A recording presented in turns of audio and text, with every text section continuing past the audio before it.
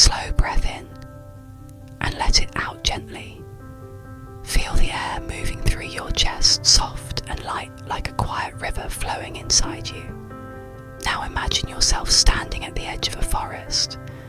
Before you, a path stretches forward, made not of concrete or stone, but of fallen leaves, golden and brown, cushioning your every step. As you walk forward, you hear them.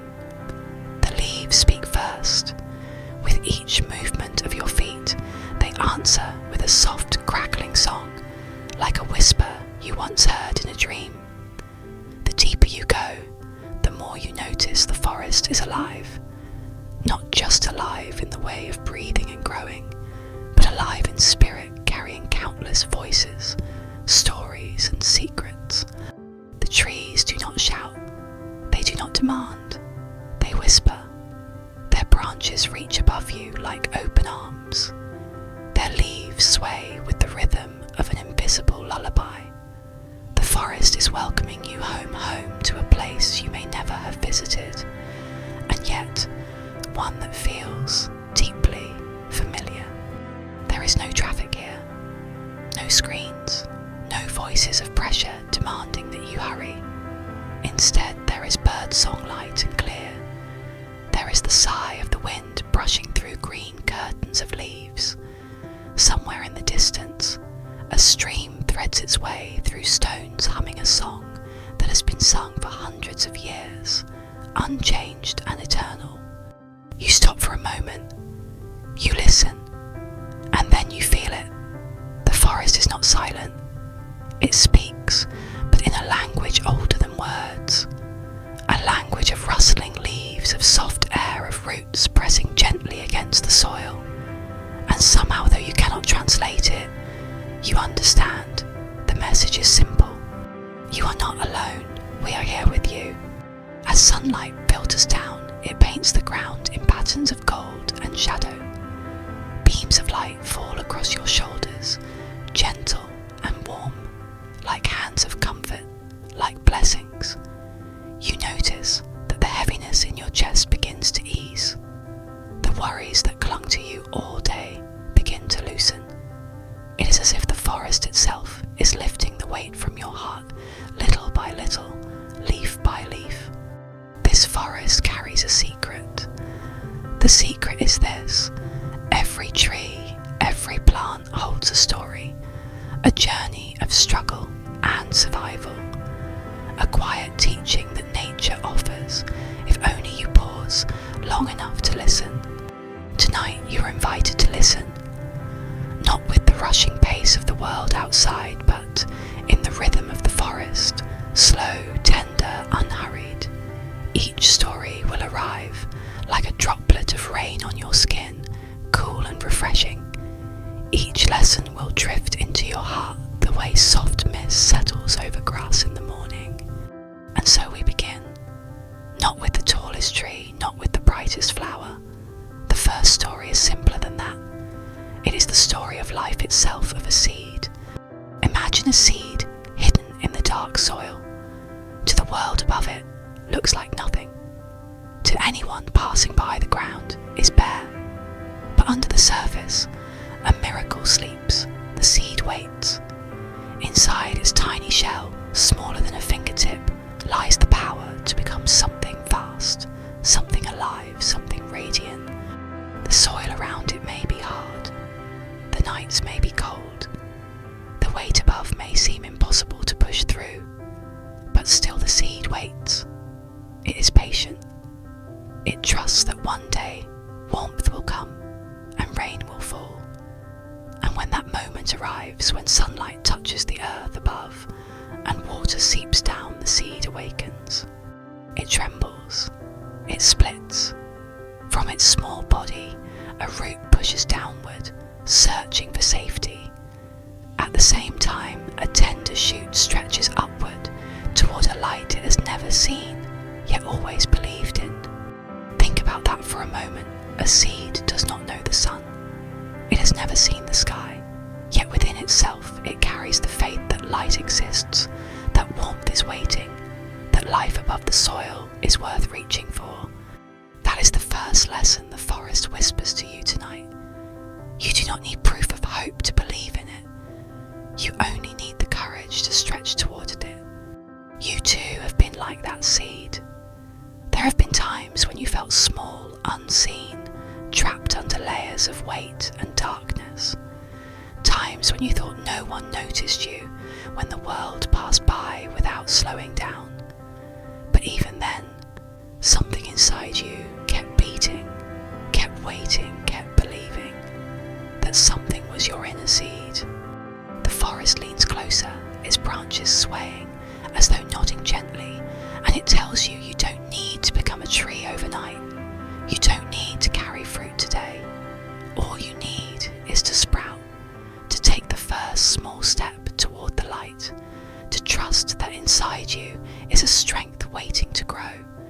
Take a moment now. Feel the seed inside you. Perhaps it is quiet. Perhaps it has been waiting for years, but it is still alive. And when you are ready, it will rise. You walk deeper into the forest, and the air grows even calmer. The path winds gently, guiding you through arches of green branches. Every step feels slower, softer, as if the earth itself wants you to linger, to notice the details usually forgotten in the rush of daily life. You see a small clearing ahead, touched by golden light. You pause, letting the quiet settle around you. The world here moves at a different pace. The leaves do not hurry as they fall. The wind does not rush as it drifts. Even the sunlight seems content to take its time, slipping through the branches like honey, thick and warm. At the edge of the clearing, you notice a tiny sprout. Barely a few inches tall, it sways in the air, fragile yet determined. Around it, taller plants and shrubs stretch towards the sky, already strong, already established. Yet this little sprout stands there, trembling in the breeze, but refusing to bow. It is easy to overlook such a small thing. People often do. They walk past the tiny beginning, searching instead for grandeur, towering trees, vibrant flowers, rare wonders. But the forest does not overlook. The forest honours the sprout because it knows the truth. Everything mighty begins with something small. You kneel closer. The sprout leans toward the sun, reaching with all it has. Its roots, though shallow, cling to the earth with quiet devotion. It does not ask to be compared. It does not wish to be more than it is. It only wishes to grow. And in this sprout's silent reaching, there is a reflection of you. How many times have you felt overshadowed by others? How many times have you looked at yourself and thought, I am not enough. I am too small, too late, too weak. Yet, just like this sprout, you're growing in your own time at your own pace. You are not less, you are simply becoming. The forest whispers again. You do not need to rush. Growth is not a race. The seasons do not hurry, and neither should you. Breathe in deeply as though you're breathing with the sprout itself. Imagine roots growing beneath your feet, steady and patient. Imagine your arms reaching upward, not in desperate grasping, but in quiet trust. You too are stretching toward light that sometimes feels far, but is always there. The wind shifts, carrying the scent of moss and wildflowers. You close your eyes and let it surround you, and as you do, you begin to remember.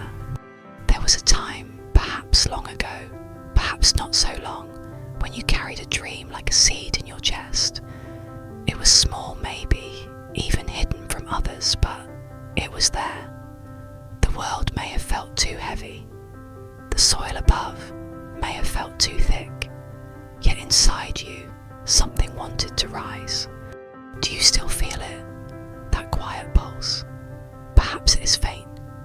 Perhaps it is buried under layers of doubt, worry, or fear. But like the sprout, it only waits for you to notice, for you to breathe life into it again. You open your eyes. The sprout still trembles crackles, still vulnerable, but the sun touches it gently, promising warmth. The earth cradles its roots, promising shelter, and you realise the sprout is not alone.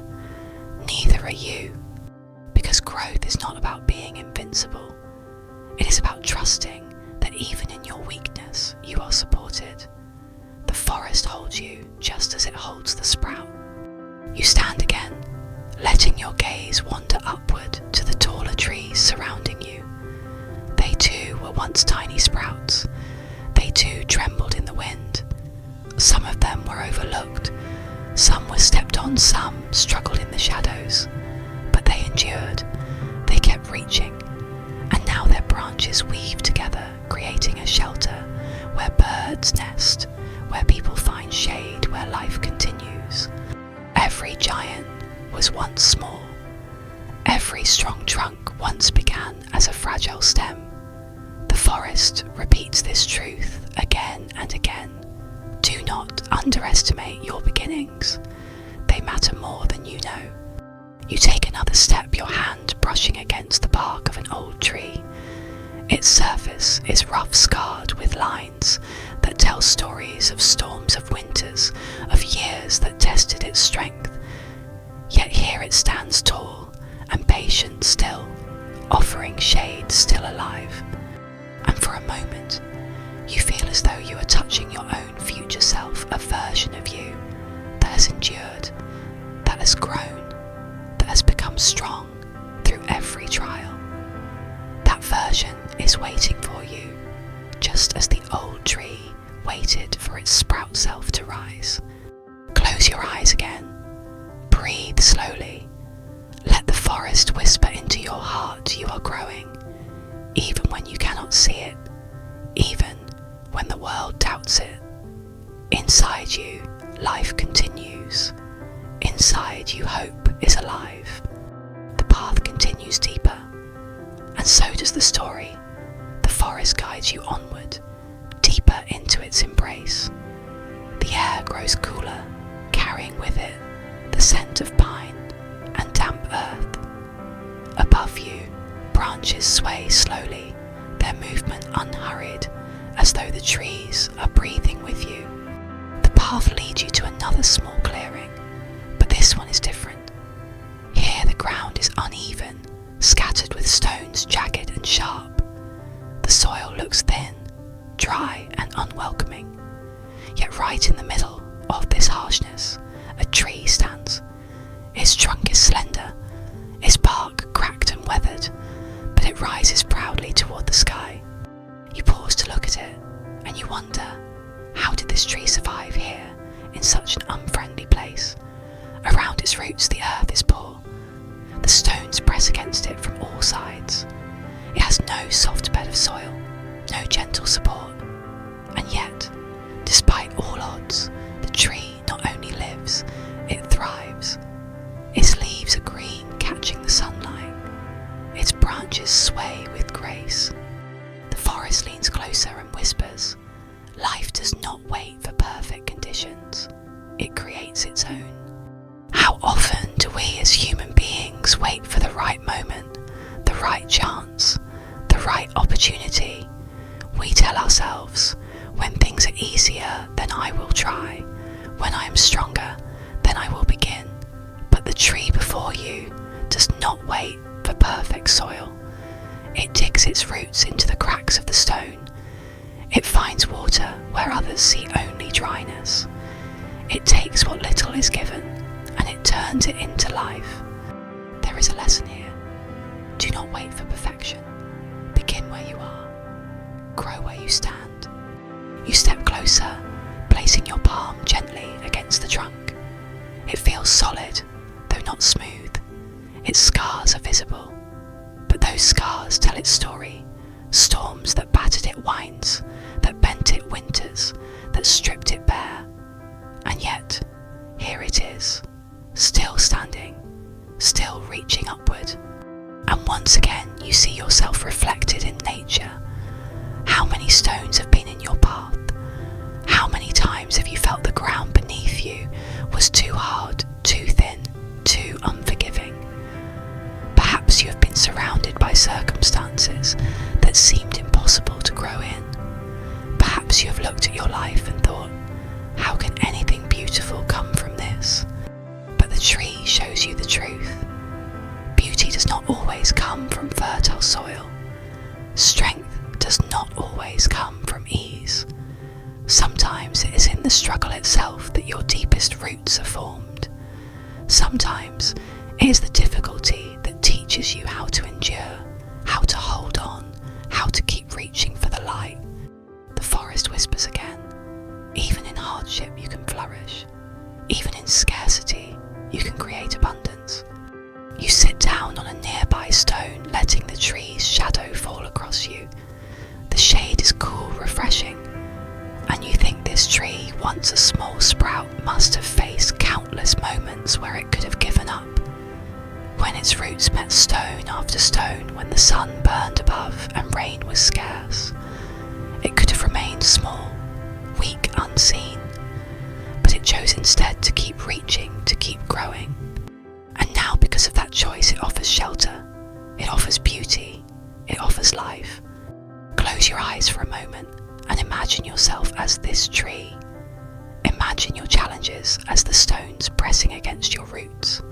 Feel the resistance, feel the hardness, and then imagine your roots pushing deeper, not giving up, not turning away. Imagine finding strength even in the narrowest cracks. Imagine reaching higher because of the very difficulties that tried to hold you down.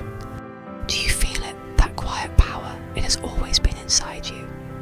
It is not given by circumstances. It is awakened by struggle. The forest seems to hum around you as if agreeing. The leaves rustle softly like applause. The breeze carries the scent of resilience. You breathe it in and it fills your chest with warmth. Remember this, the tree did not wait for better soil. It grew in the soil it had, and you too can grow here now in this life with all its imperfections. Stand up once more. Look at the tree again. Let its lesson sink into your heart. Let it remind you that you are not limited by your environment. You are not defined by the stones in your path. You are defined by your choice to keep reaching, to keep living, to keep becoming. You take a slow step forward. The path calls you deeper, still promising more stories, more whispers, more truths. And you realize something. The forest is not just around you, it is within you. Every tree, every sprout, every root, it mirrors your own spirit. And as you walk, you're not simply listening to the forest, you are listening to yourself. You follow the path, and it begins to climb gently upward. The stones beneath your feet shift, and the incline asks you to slow down. Your breath deepens, your heartbeat steadies, and every step becomes deliberate. At the top of the rise, you see something unusual. A cluster of small plants, their leaves pale and thin, almost translucent. They grow not in the open light, but in the shadow of a great cliff. The rock face looms above them, blocking much of the sun. At first glance, you wonder how they survive with so little light, so little nourishment. And yet, as you look closer, you notice that each plant leans, ever so slightly, toward a narrow crack in the cliff. Through that crack, a single beam of sunlight falls. Just one slender stream of gold cutting through the stone, touching the plants below. And that is where they gather. Each stem bends in the same direction, each leaf reaching toward that ribbon of light. They do not complain about the darkness surrounding them. They do not despair at the cliff that blocks their way. Instead, they turn themselves toward the little they are given, and they live. They thrive. The forest whispers, even the smallest light is enough if you choose to reach for it. You kneel beside the plants, tracing their fragile shapes with your eyes. They are delicate, almost breakable. A careless step could crush them. And yet, there is power in their persistence. remind you of people who carry hope in the midst of sorrow. People who, even when life feels overshadowed by heaviness, still turn their faces toward whatever light remains. Maybe you have known days like this, days when the world felt dim, days when joy seemed far away, blocked by walls of difficulty, loneliness, or fear. Days when you wondered how much longer you could go on without sunlight. And yet somewhere in that shadow there was a crack, a narrow opening, a voice that comforted you, a small kindness offered, a moment of laughter shared, a single star in the night sky. It wasn't everything. It wasn't all the light you wished for, but it was enough. Enough to keep going. Enough to remind you that darkness never wins completely. Enough to help you grow slowly, quietly, one small leaf at a time. The plants before you are proof. They did not curse the cliff. They did not collapse into the soil. They searched for the light and they turned toward it. And now they live. The forest whispers again. What you seek you will find. Even in the darkest places, light will appear. Even if only a little, it is enough. You breathe deeply, letting this truth fill you. You think of the light in your own life. Perhaps it was a person who believed in you, even when you did not believe in yourself. Perhaps it was a dream that kept you moving, even when the road was long. Perhaps it was simply your own quiet strength, the part of you that refused to give up, even in shadow. That small light has always been with you. And like these plants, you have leaned toward it even when you didn't realize you were doing so. You are here today because you did not give up. You found a way to grow even when the cliff seemed too high, too heavy, too dark. As you stand again, the sun shifts slightly and the beam of light widens. More leaves are touched, more stems are warmed, and you realize something beautiful. Light multiplies when you notice it. Hope grows stronger when you choose to reach for it. You step back, giving the plants space. You whisper softly, almost as if speaking to them, "Thank you for reminding me." The path leads onward, and as you walk you feel lighter. Your steps are slower, more thoughtful, as though each movement is part of a dance between you and the forest. The rustling leaves above are your music. The steady rhythm of your heart is your drum. As you walk, you begin to understand this journey through the forest is not just about trees and plants. It is about you.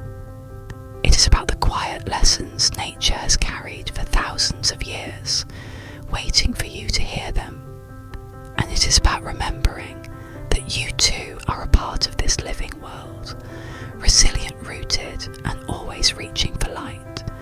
You pause once more, turning back to look at the cluster of pale plants. They remain in their shadow, but they do not look weak anymore. They look radiant, strong, alive, and you smile knowing this truth is now yours to carry forward. The path carries you deeper still, and soon the forest begins to change. The trees grow older here. Their trunks are massive, wide enough that it would take several people holding hands to circle them. Their bark is rough, carved with time, and their branches spread out like ancient arms embracing the sky. You feel as though you are walking through a cathedral, nature's own temple. The air is hushed. Even the birds quiet themselves, as if honouring the silence. You stop before one of these trees, drawn by a feeling you can't quite name.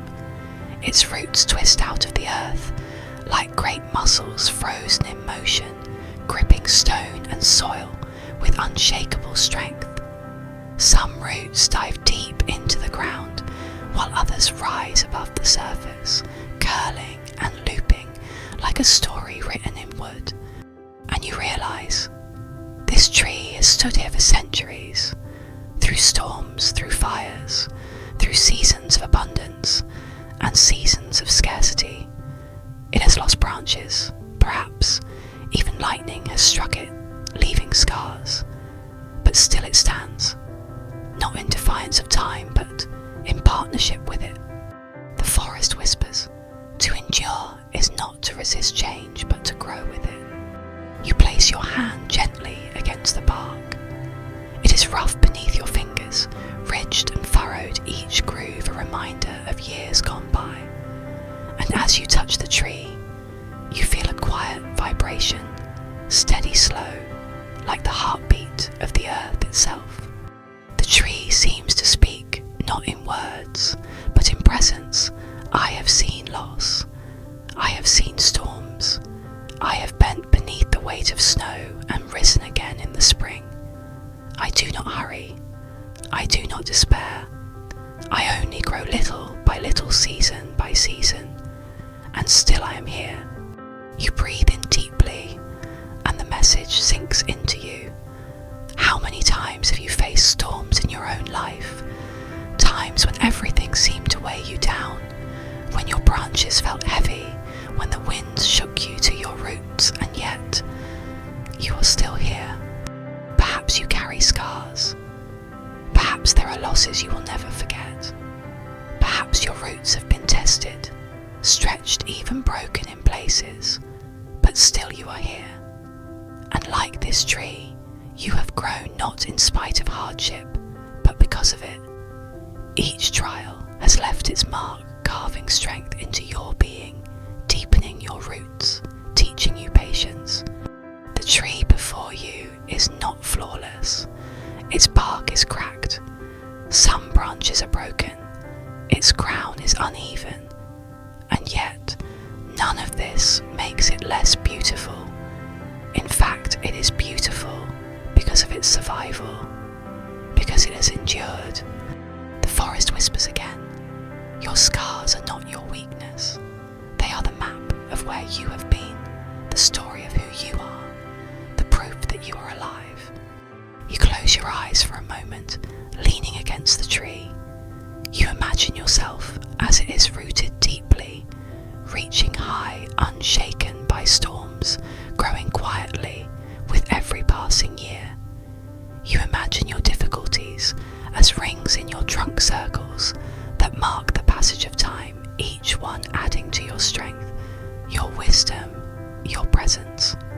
And you realize that endurance is not a hard, rigid thing. It is soft. It is flexible. The tree does not resist the wind, it bends with it. Its branches sway, its leaves tremble, but its roots hold firm. That is why it survives. That is why it thrives. You open your eyes again, gazing upward. The branches stretch high above their leaves, shimmering in the filtered light. They are not afraid to reach toward the sky, even though storms will surely come again. The tree does not live in fear. It lives in faith in the rhythm of seasons, faith in the return of spring, faith in the strength of its roots. And you are invited to live the same way. Your roots are your love, your values, your quiet courage. Your branches are your dreams, your hopes, the parts of you that dare to stretch into the unknown. And those storms may bend you, they will not break you, not if you remember the deep strength that lives in your roots. You take a slow breath, placing your hand once more on the bark. In a soft whisper you say, "Thank you for teaching me." The tree does not answer in words, but in the stillness you feel its presence wrap around you like an embrace. It has been waiting here all this time to remind you of who you are. When you finally step back, the path seems gentler. The air feels lighter. You walk on carrying the wisdom of the tree within you. And as you go, the forest seems to hum with quiet joy, as if it too is grateful. Because in listening to the trees, in hearing their whispers, you have remembered something essential. You are not fragile. You are not weak. You are alive. And like the forest, you will continue to grow. The forest begins to fade behind you. The canopy thins, the shadows soften, and the air grows warmer, drier. The ground shifts from soil to sand, pale and sunlit. Before long, you find yourself standing at the edge of a vast desert. At first glance, it seems empty. A wide horizon stretches endlessly, waves of golden sand rolling like a silent ocean. The sky above is an endless expanse of blue, unbroken, merciless in its clarity. Heat shimmers on the dunes, bending the air into mirages. And yet, if you listen closely, you realise the desert is not silent at all. Beneath the stillness there is a song. It is a song of patience, of survival, of hidden life. You begin to walk slowly into the desert. Each step presses softly into the sand, leaving behind a trace that the wind quickly erases.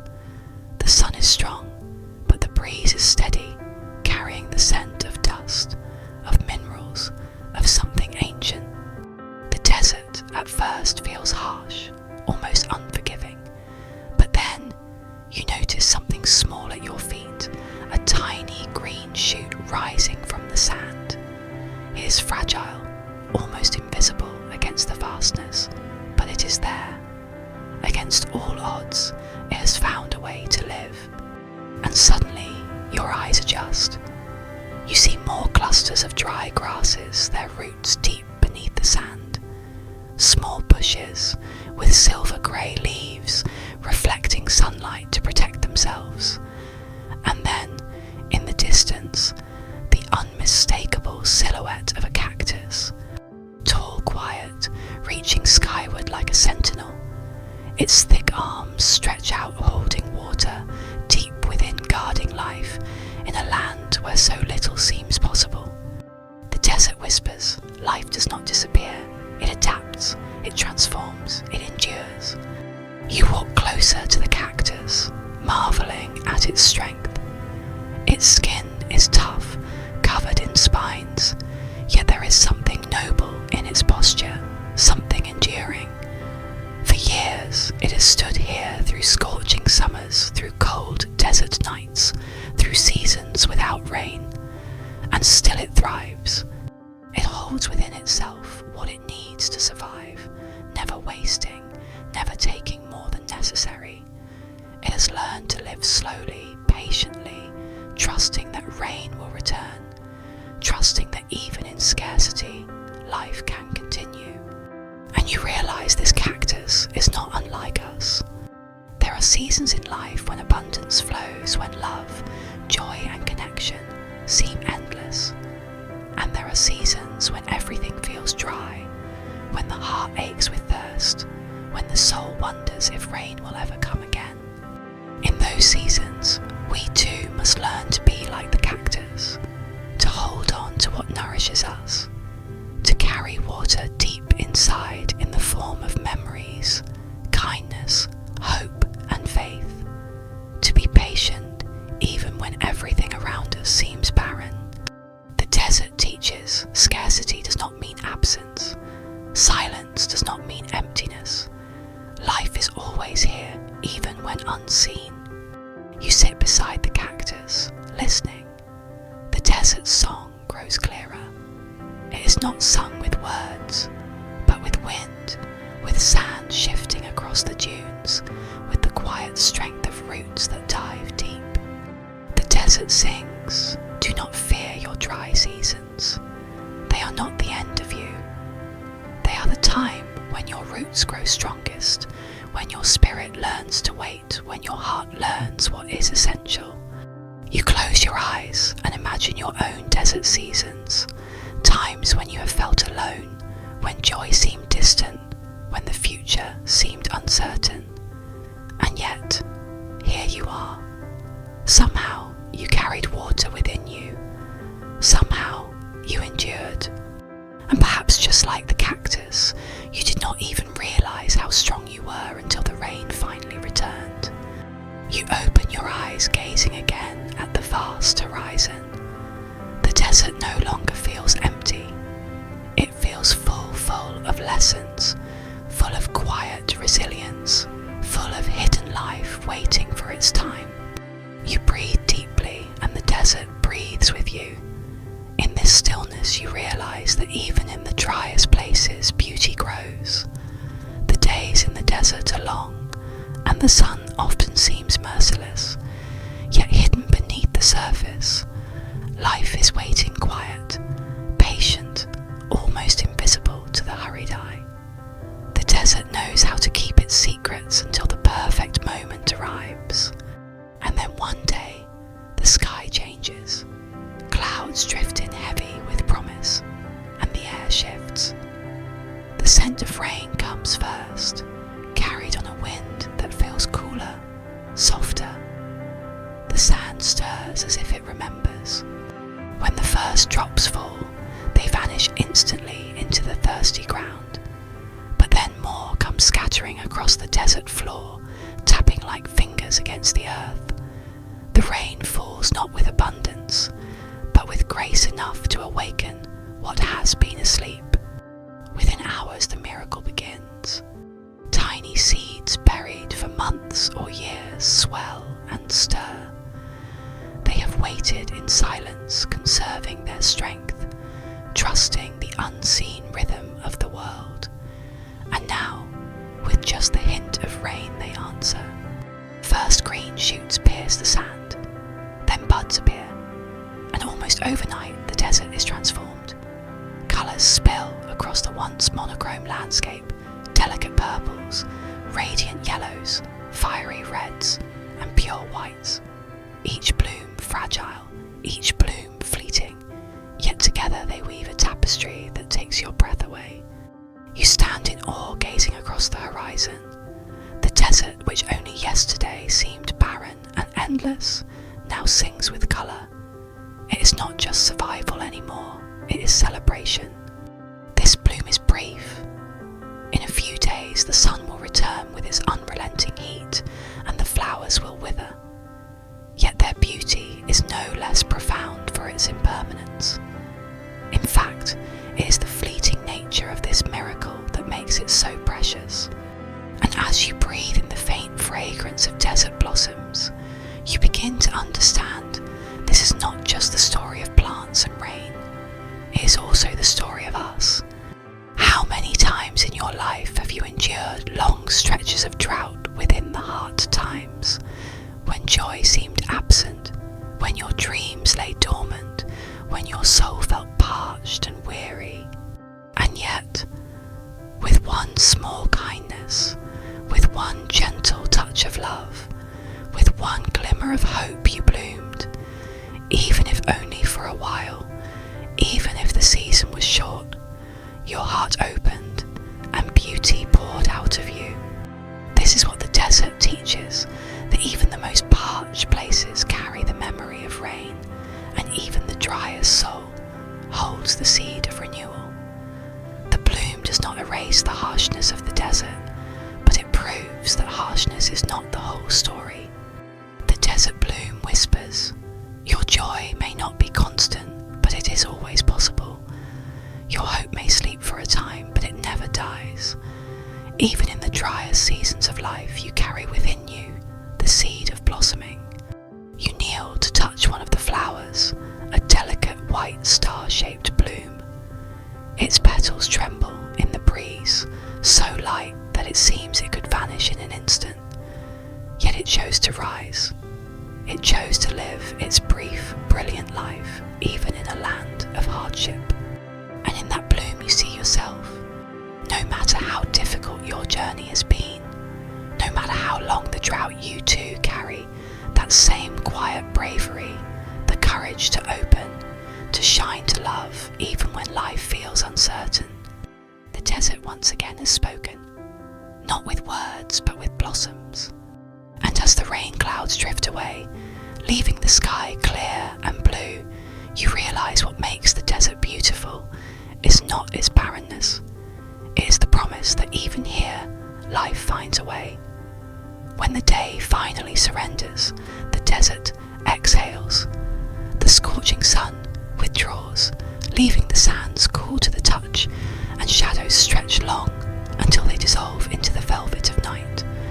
The desert, once fierce and unyielding,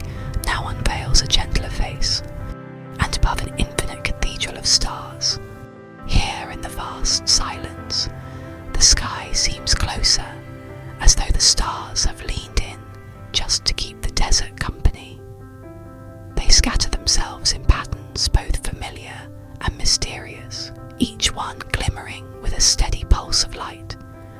Without the noise of cities, without the haze of smoke, the heavens reveal themselves in their full glory.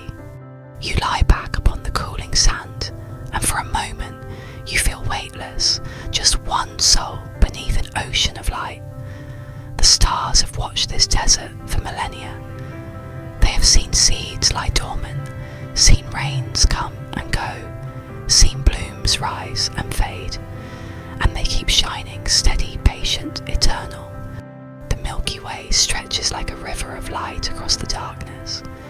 It feels almost alive, like a whispering current that carries not water but dreams. You find yourself wondering how many eyes across the world gaze upon this same river tonight, and how many hearts seek comfort in its glow. The desert at night is not silent, it has its own kind of music. The soft rustle of wind against the dunes, the faint call of a nocturnal bird, the quiet shifting of sand grains beneath unseen feet. Each sound is subtle, but together they weave a lullaby that belongs only to the desert. And under this sky you begin to feel small, but not in a way that frightens you. Rather, it is humbling, it is freeing. The burdens you carried through the day seem lighter now, as if they too dissolve into the endless sky. You realize life like the desert can feel vast and lonely, but above us always are stars, symbols of hope that refuse to be extinguished. Even in the deepest darkness there are points of light to guide us. As you watch the constellations, you remember your own inner light. Just as the stars burn quietly in the void, you too carry a flame that no hardship can fully snuff out. Sometimes it may feel faint, hidden beneath worry, sorrow, or exhaustion, but it is there, always. The desert sky whispers to you you belong to something greater. You are a part of this immense glowing story, and no matter how heavy your struggles feel, you are never alone beneath this sky. You close your eyes, listening to the wind. For a moment, the desert seems to cradle you.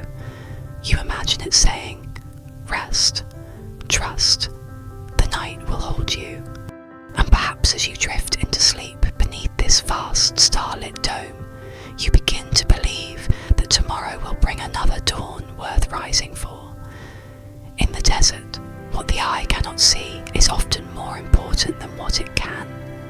The blooms may dazzle, the thorns may protect, but the true strength of desert life lies below, deep in the hidden realm of roots. Beneath the sand roots stretch far and wide, weaving silent networks of survival. Some dive deep, reaching precious underground water that lies far beyond the touch of the sun. Others spread across the surface, ready to catch the smallest gift of rain. They are patient, persistent, and almost invisible, but they are the reason the desert endures. You bend close to a cactus and realize that its swollen body is not just a defense against heat. It is a vessel of trust. Every drop of water it stores is a promise kept by the roots below. The cactus survives not because the desert is easy, but because it has learned to dig deep, to hold on to, prepare quietly for the future. This hidden work of roots speaks to us. How often do we forget the unseen strength that lies within us? The kindness we carry, the lessons of hardship, the quiet resilience that no one applauds, but that sustains us in silence. Our lives too have roots, memories, hopes, values that run beneath the surface. We may not always display them, but they are there, feeding us, anchoring us, holding us steady in the storms. When you see someone smiling, you may not know the deep roots of struggle that have allowed that smile to bloom. When you see someone kind, you may not realize the pain they endured to grow such gentleness. When you look at yourself, you may forget the strength that lies hidden beneath your surface, but it is there, as steady and faithful as roots in the desert. The desert whispers, do not measure your life only by what is visible. Your hidden strength matters most. What the world may overlook, what you yourself may forget, is what sustains you in silence. You sit quietly on the sand, closing your eyes. You think about the roots of your own being. Perhaps the love of a parent or a friend. Perhaps the memory of a word that once gave you courage. Perhaps the dream you still hold close even when no one else believes in it. These are your roots, your hidden network of survival, reaching deep, holding firm. And just as desert plants do not rush, you too can trust your pace. Roots take time. Growth often happens where no one can see. The desert does not apologize for this hidden work. It knows its strength is real, whether or not it is visible. So too with you. The roots beneath the sand teach. Your strength is not always seen, but it is always there. Trust what you have built within. Trust the unseen power that holds you steady even when life feels like shifting dunes. And as you rise from the sand, you feel a little steadier, yourself reminded that though the surface may be dry, though the sun may burn, your roots run deep. In the desert, beauty is never without defense. You approach a cactus, its green body swelling with life, and you notice what surrounds it: thorns, sharp, unyielding, uncompromising. At first, they may seem harsh, even cruel, but in truth, they are a gift of survival. The desert has taught its children that to endure, one must protect what is precious. Every thorn on a cactus is a guardian, standing watch over the stored water, over the quiet life within. Without these guardians, the cactus would be consumed in a moment by thirsty creatures passing by. Its very survival depends on its willingness to say, "This far, no further." In this way, the desert teaches us about boundaries. So often, we are told that to be kind is to be open to give, without limit, to share until we are empty. But the desert whispers another truth. To give wisely, we must first protect the well of life inside us. Without thorns, the cactus would not endure long enough to bloom. Without boundaries, we too cannot sustain our love, our hope, our light. Think of the times when you felt guilty for saying no. The moments when you feared disappointing others by guarding your time, your energy, your heart. And yet, deep within you, knew that your well was running dry. Like the cactus, you needed to protect yourself, not out of cruelty, but out of wisdom. Thorns are not a sign of weakness, they are a sign of value. They declare what is within me is worth guarding. Imagine now your own life. Where are your thorns? Where do you need them? Perhaps around your dreams, so they are not stolen by doubt. Perhaps around your kindness, so it is not taken for granted. Perhaps around your peace, so it is not shattered by noise that does not belong to you. The desert plants do not apologize for their thorns. They do not shrink from their defenses. They stand proudly, both beautiful and protected. You too can carry your boundaries with quiet dignity, knowing that by protecting yourself, you preserve the best of yourself to share with the world. And here is the paradox. Once the cactus is safe, once its life is secure, it offers the desert rare gifts, flowers so bright they seem like fallen stars, fruit so sweet that even the harsh desert softens in their presence. The thorns protect, but they do not prevent generosity. They make it possible. So the lesson unfolds. Protect what is precious within you. Guard your spirit. Shield your heart when needed. For when you are safe, you can bloom in fullness, offering beauty, love, and healing desert reminds us that love is not endless sacrifice. It is a balance, a dance between guarding and giving, between thorns and blossoms. As you walk away from the cactus, you carry this truth like a soft lantern in the night. Your boundaries are not walls. They are guardians of your sacred self. For days, perhaps, weeks, the desert waits in silence. The heat presses down, the sand shifts, and the plants stand still in patient endurance. Then at last, the sky breaks open. Heavy clouds gather like a long-awaited embrace, and the rain begins to fall. The sound is soft at first, then urgent, like 1,000 whispers striking the sand. Each drop sinks into the earth, disappearing almost instantly, yet leaving behind a secret promise. The desert inhales. The roots long waiting in stillness awaken. The seeds buried for years stir within their shells. Life remembers itself. And then the miracle blossoms. The desert, once muted in tones of brown and gold, bursts into colour. Yellow, violet, crimson, and white bloom against the endless sand. For a brief, breathtaking season, the harshest place on earth becomes a garden. It is as though the desert is singing in flowers, proclaiming, I too hold beauty, I too hold joy. The bloom after the storm is not fragile, it is fierce.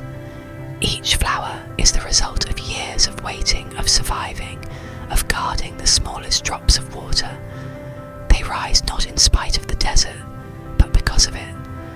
Without hardship, without heat, without silence, such blossoms would never be. This is the lesson the desert offers. Beauty is not absent in suffering. It is often born from it. How often in life do we endure seasons of drought, times when hope feels dry, when joy feels distant, when every day feels like survival. Yet when the storm finally comes, whether in the form of kindness, love or renewal, our souls like the desert bloom. The tears we once shed water the seeds we didn't even know we carried, and suddenly something within us blossoms. Strength, gratitude, compassion, love. You might remember a moment in your own life when a small kindness brought colour back to your world. A smile when you felt invisible. A word of encouragement when you were near giving up. Or perhaps a season when you discovered your own inner blossoms, when hardship shaped you into someone wiser, softer, stronger than before. The desert teaches do not despair during the drought. The storm will come, the bloom will follow. Even now, as you imagine the desert flowers unfolding beneath a clearing sky, you can feel something within you stirring. A gentle reminder that your life too has seasons. Drought is not forever. Hardship is not the end. The storm you fear may one day become the very reason you bloom. And when you bloom, it will not only be for yourself. The desert blossoms feed bees, shelter small creatures, and perfume the air with a sweetness rare in such a place. Your own blossoming will also touch others. Your resilience, your healing, your courage will ripple outward like colour across the desert floor. So the desert whispers to you, wait, endure, trust the rain, for even in the harshest place flowers will come. And when they do, they will shine brighter for all the years of waiting.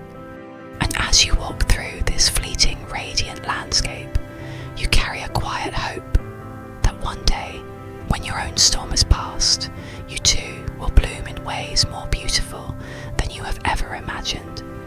High upon the ridges, where the air thins and the clouds brush the earth, stand the pines. Tall, patient, and ancient, they rise like green spires pointing to the heavens. Their roots hidden in the stone hold them steady, but their branches stretch upward in an endless gesture of longing.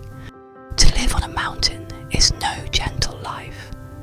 The wind is relentless, biting at their needles.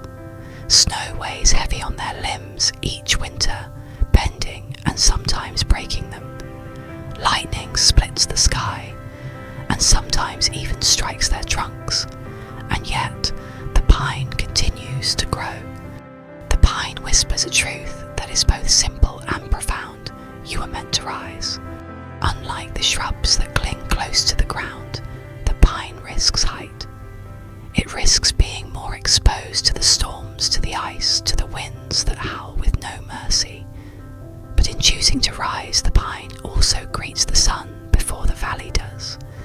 It catches the first light of dawn and holds the last glow of twilight. It sees farther than most, standing as a witness to both the storms and the beauty that lies beyond them. Humans too are meant to rise, not always in ways the world measures success, wealth or recognition, but rise in spirit, in compassion, in wisdom, to risk becoming more than what hardship would confine us to be. The pine does not reach for the sky overnight. Year by year, it adds just a little more to its height. Some years are slower, some are stronger, depending on the storms, the soil, the sun. But it never stops growing. Even scars left by fire or lightning become part of its story, etched into the bark like rings of memory. So too with us. Growth is rarely fast, rarely easy. Some years may feel barren, some fruitful. But if we keep reaching even just a little at a time, we will rise. And in rising, we will see more, both the beauty of what surrounds us and the strength of what lies within us. Imagine yourself as a pine, your roots holding firm in the stone of your trials, your trunk steady even if scarred, your branches reaching upward quietly, patiently, with no demand, but with faithful persistence. You may face storms, you may carry burdens, yet still you rise. There is a strange peace in knowing that growth is not hurried, that we are not required to bloom all at once nor to reach our full height in a single season. The pine reminds us that the journey is long and that longevity itself is a gift. Stand tall, stretch gently upward, even if the world does not notice, even if no one applauds. The sky sees you, the dawn finds you, the wind sings through your branches, and in your rising, you become part of the great whisper of the mountain, a testimony that life, though tested, always seeks the light. Deep within the stone, where roots search in silence and shadows keep their secrets, lies something most travellers never see: the hidden spring. At first glance, the mountain seems dry. Its slopes are sharp and bare, its cliffs cracked by wind and ice. But beneath the hardness of rock water flows cool, clear, ancient. It seeps through the cracks, gathers in secret chambers, and waits patiently for the chance to emerge. Sometimes it bursts forth in waterfalls, tumbling down the cliffs with power and song. Other times it slips quietly from the rock face, dripping gently into a hollow where moss and ferns drink. To the thirsty traveller, the spring is a miracle. To the mountain, it is simply its nature, life concealed within apparent barrenness. The hidden spring is the soul of the mountain. It teaches us that beneath what seems hard and empty, there is nourishment waiting. What looks dry on the surface is often rich beneath. And so it is with human hearts. There are moments when we feel empty, brittle, worn down by the weight of struggle. We look at ourselves and see only stone hardness, silence cracks. Yet deep within, there is still a spring, a place of tenderness, of creativity, of love that has not dried out. Perhaps it is hidden.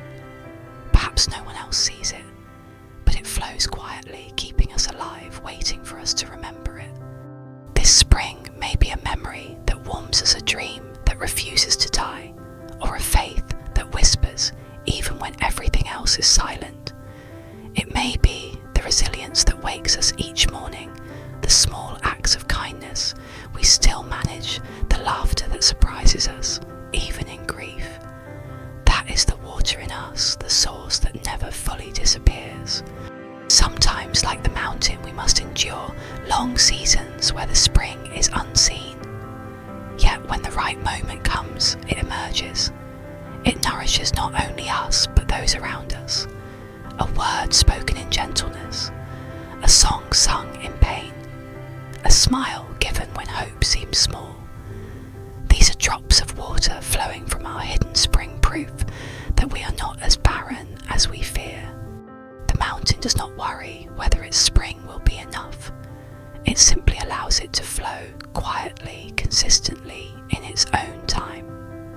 In the same way, you do not need to force your inner spring to become a rushing waterfall. It may be just a trickle, but even a trickle sustains life. Even a few drops can quench thirst. So, let the water within you move. Let it find its cracks, its openings. Let it nourish you first, and then others. Trust that even in seasons of silence, the source is still there. The hidden spring is proof that what is unseen is just as real, just as vital as what the world can measure. And if tonight you feel dry, if you feel as though your heart is nothing but stone, remember the mountain. Remember that within the hardest rock water flows. Within you too the spring remains. It has not left you. It never will. The mountain has known storms since the beginning of time. When clouds gather thick and heavy, when lightning rips the sky into blinding fragments, and when thunder rolls like drums of war, the mountain does not flee. It cannot. It simply remains. Its cliffs are lashed by rain, its ridges whipped by wind, its trees shaken to their roots. And yet the mountain holds. To stand in a storm on the mountain is to feel both terror and awe. The wind screams like 1,000 voices. The rain strikes with sharp needles. Mist swallows the path, and even the strongest traveller feels small, fragile, almost invisible. And yet, if you look closer, you will notice something else. Along the slopes between boulders and trees are small hollows, caves, overhangs of stone. Within them, animals gather deer, trembling, but safe birds pressing close to one another, even tiny insects sheltered in cracks. The mountain, though battered, provides refuge. The storm and the shelter exist together.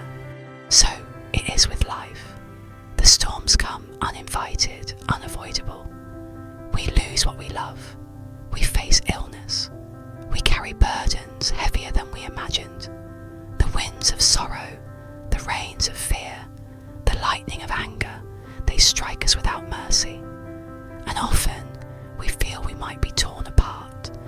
But within us and around us, there are shelters, quiet places of refuge that keep us standing. Sometimes the shelter is a person, a friend who listens, a stranger who shows kindness, a loved one whose presence steadies us. Sometimes it is an inner strength, a memory, a prayer whispered through tears. Sometimes it is as small as a breath taken, slowly reminding us that we are still here, still alive, still enduring. The mountain does not stop the storm, but it provides shelter. Life does not always remove our pain, but it gives us corners of safety where we can rest, even if only for a moment. The truth, the mountain whispers, is this: you are both the one enduring the storm and the shelter for others. When you remain standing in your own pain quietly, without surrendering, you become a refuge for someone else. Your resilience becomes their shelter. Your courage becomes their protection. Just as the mountain offers a hollow to a trembling deer, you may offer kindness to someone trembling with fear. And when you yourself are weary, do not forget to seek shelter. It is not weakness to rest in the arms of another, to admit you need a to wait in until the storm passes. Even the strongest tree leans against the mountain's side when the wind is fierce. Storms end, always. The clouds eventually break. The thunder fades. The rain becomes a memory. What remains is the mountain scarred perhaps, but unmoved. And what remains in us after our storms is often a deeper strength, a softer compassion, and a clearer sense of what truly matters. So when you hear the storm outside or the storm inside, remember you are the mountain. You are the shelter. You will endure. When the storms have passed and the clouds drift away, sunlight spills over the mountain once more. At first, it touches only the highest peaks, painting them gold. Then it slides gently down the slopes, warming the stones, drying the rain-soaked earth, and inviting life to rise again. And in certain places, between rocky ridges, in soft valleys carved by time, there lies a meadow. A wide, gentle opening in the mountain's stern face, filled not with stone, but with grass, wildflowers, and light. To step into the mountain meadow is to step into another world. The air feels softer here. The ground is springy with green. Colours burst everywhere. Purple, gentians, yellow daisies, white blossoms that nod in the breeze. Bees hum. Butterflies drift lazily from petal to petal. A brook, fed by the hidden spring winds, through the grass, catching the sunlight in bright fragments. The meadow is the mountain's tender heart, and it teaches us something beautiful. Even the hardest places carry within them a space of gentleness. The mountain with all its cliffs and storms holds a garden. Strength and softness are not enemies. They are companions. We too have meadows inside us. After grief, after trial, after the storms of life, there are moments when the sun touches us again. Perhaps it comes slowly, like dawn after a long night. Perhaps it surprises us, breaking suddenly through the clouds. But when it does, we find that within us there is still the capacity for joy, for beauty, for tenderness. Your meadow may be a moment of laughter you didn't expect. It may be the warmth of holding someone's hand. It may be the quiet of lying under the sky, hearing the birds, feeling your chest rise and fall with breath. These small moments are your flowers blooming even after storms. The meadow also reminds us not to harden completely. It is easy after pain to become all stone, to guard ourselves so tightly that nothing can touch us. But if the mountain were only cliffs, and rock life would never flourish there.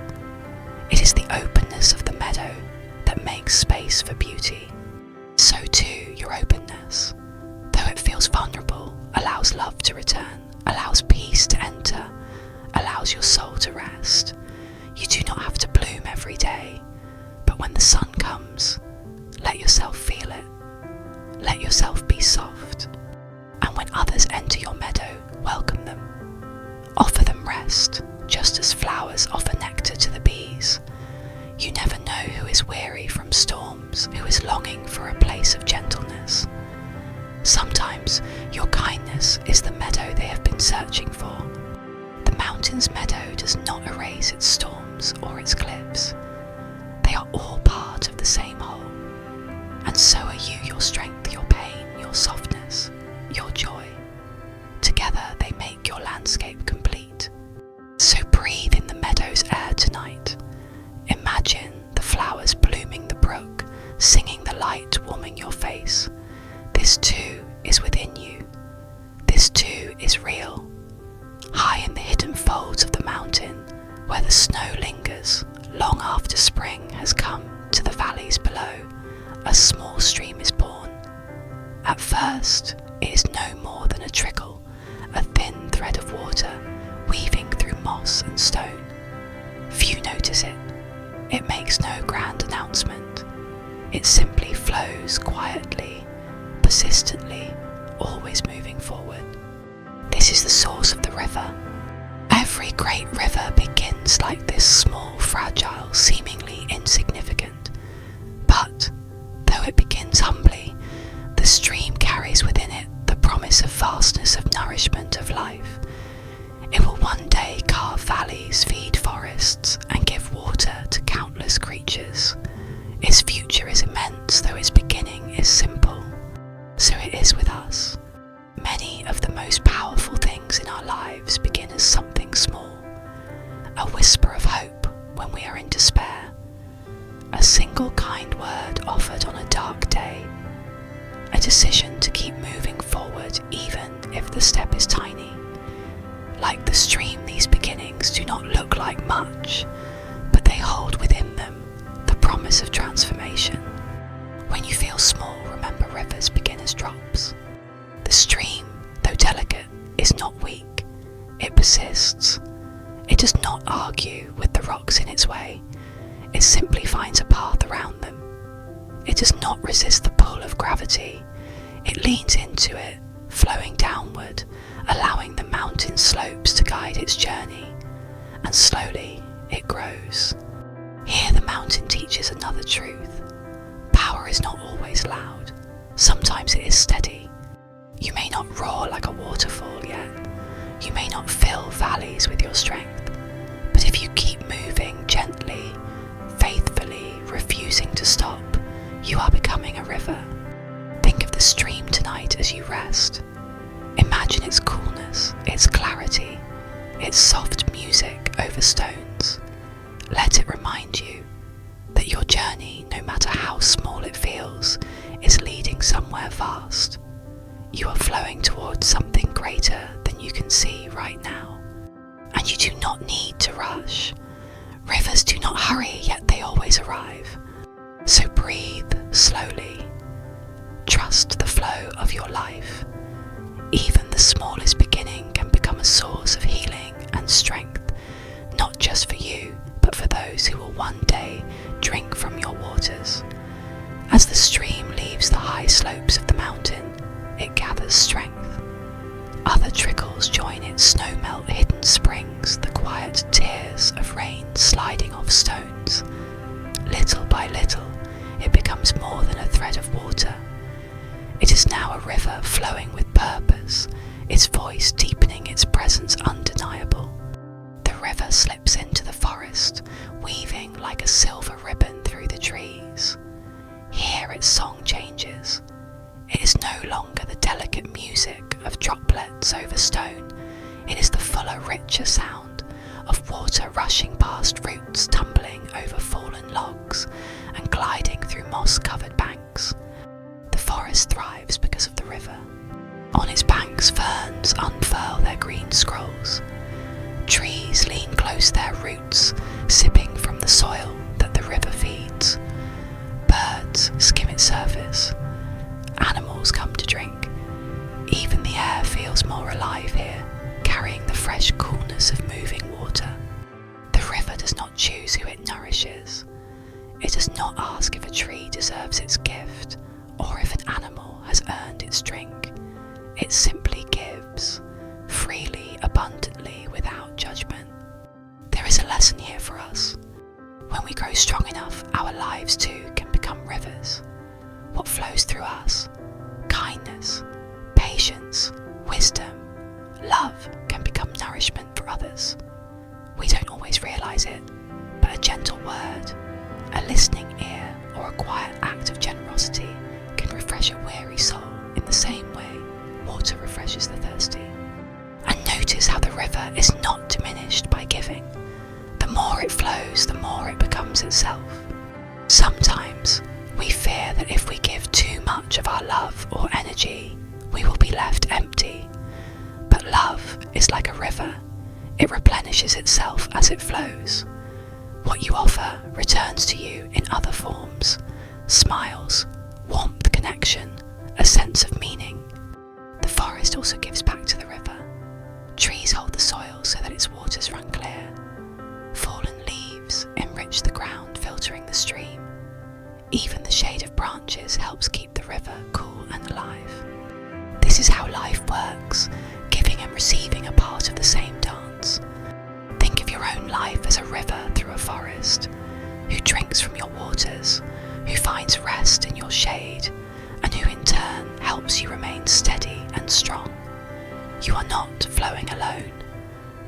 forest is with you. Tonight, as you breathe, imagine the sound of the river gliding through the trees. Hear the soft rush of its current, the whisper of leaves, the calls of birds nearby. Let it remind you that you are both a giver and a receiver. You are part of a greater cycle of life where love, like water, moves freely, nourishing everything it touches. The river through the forest is not in a hurry. It does not worry about where it is going. It simply flows, and in doing so, it sustains an entire world around it. And so can you. No river flows without obstacles. As it moves beyond the forest, the river enters harsher ground. The land here is uneven, broken by cliffs and jagged rocks. The current quickens, the song deepens into a roar. What was once a gentle flow becomes a forceful rush, tumbling, crashing, foaming white against stone. These are the rapids, the trials of the river. At first, it seems as though the rocks will break it apart.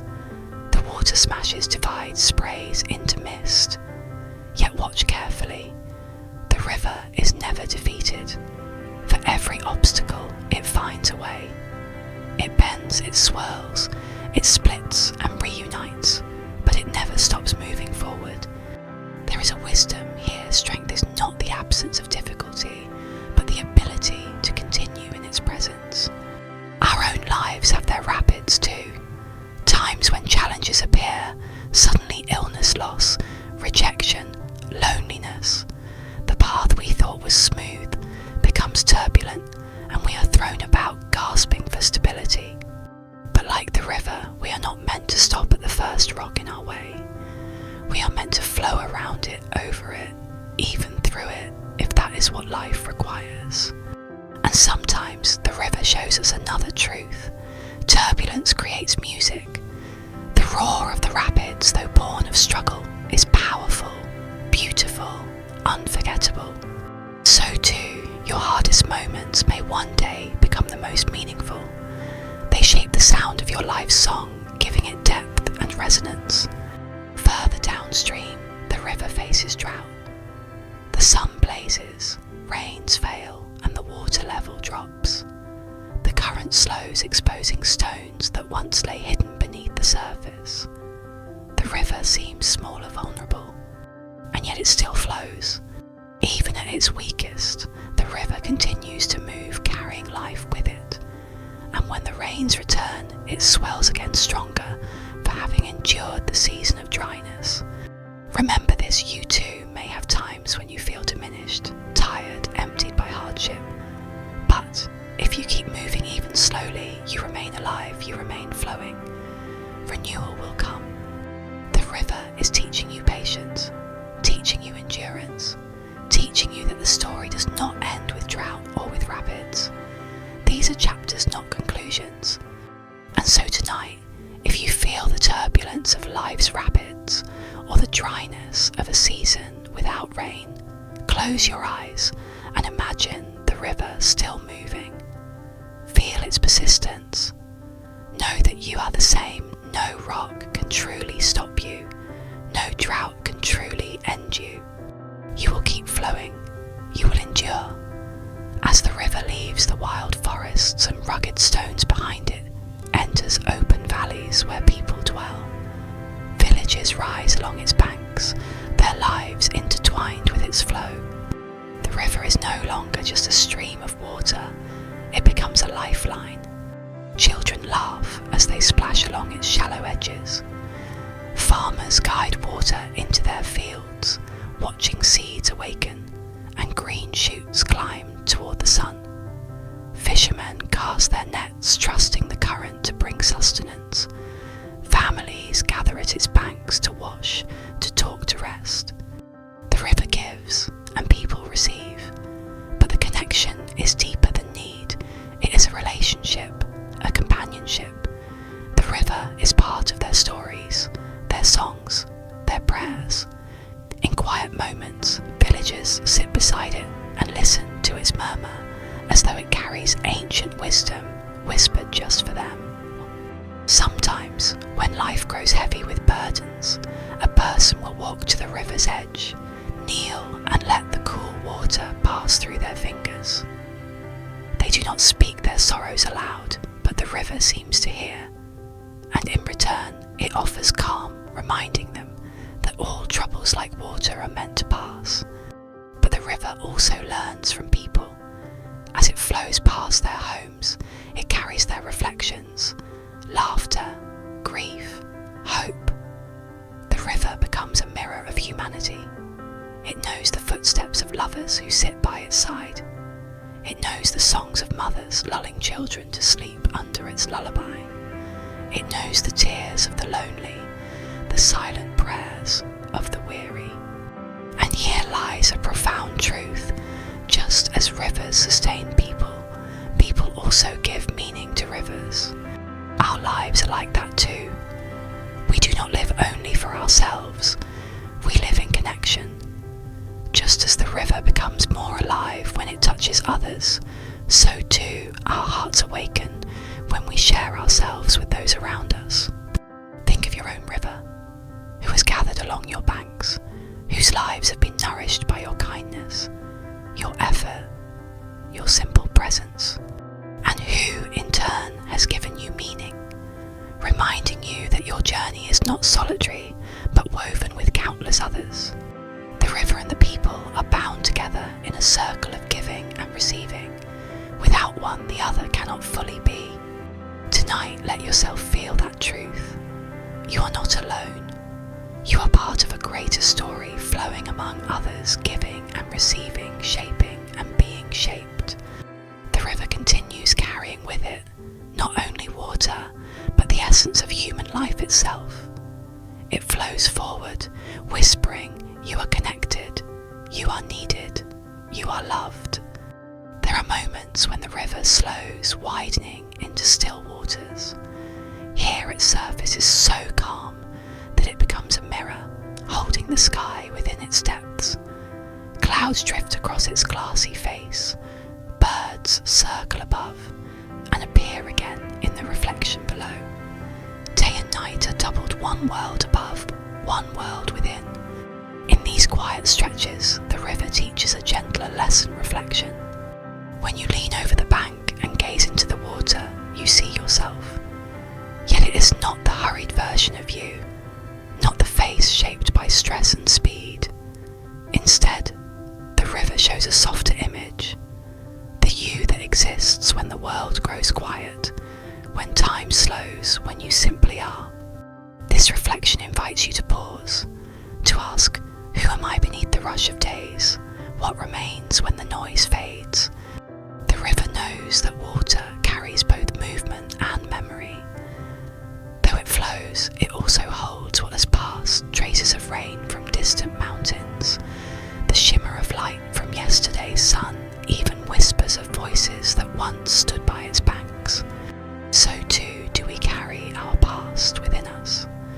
Every joy, every sorrow, every small act of kindness or cruelty leaves a ripple.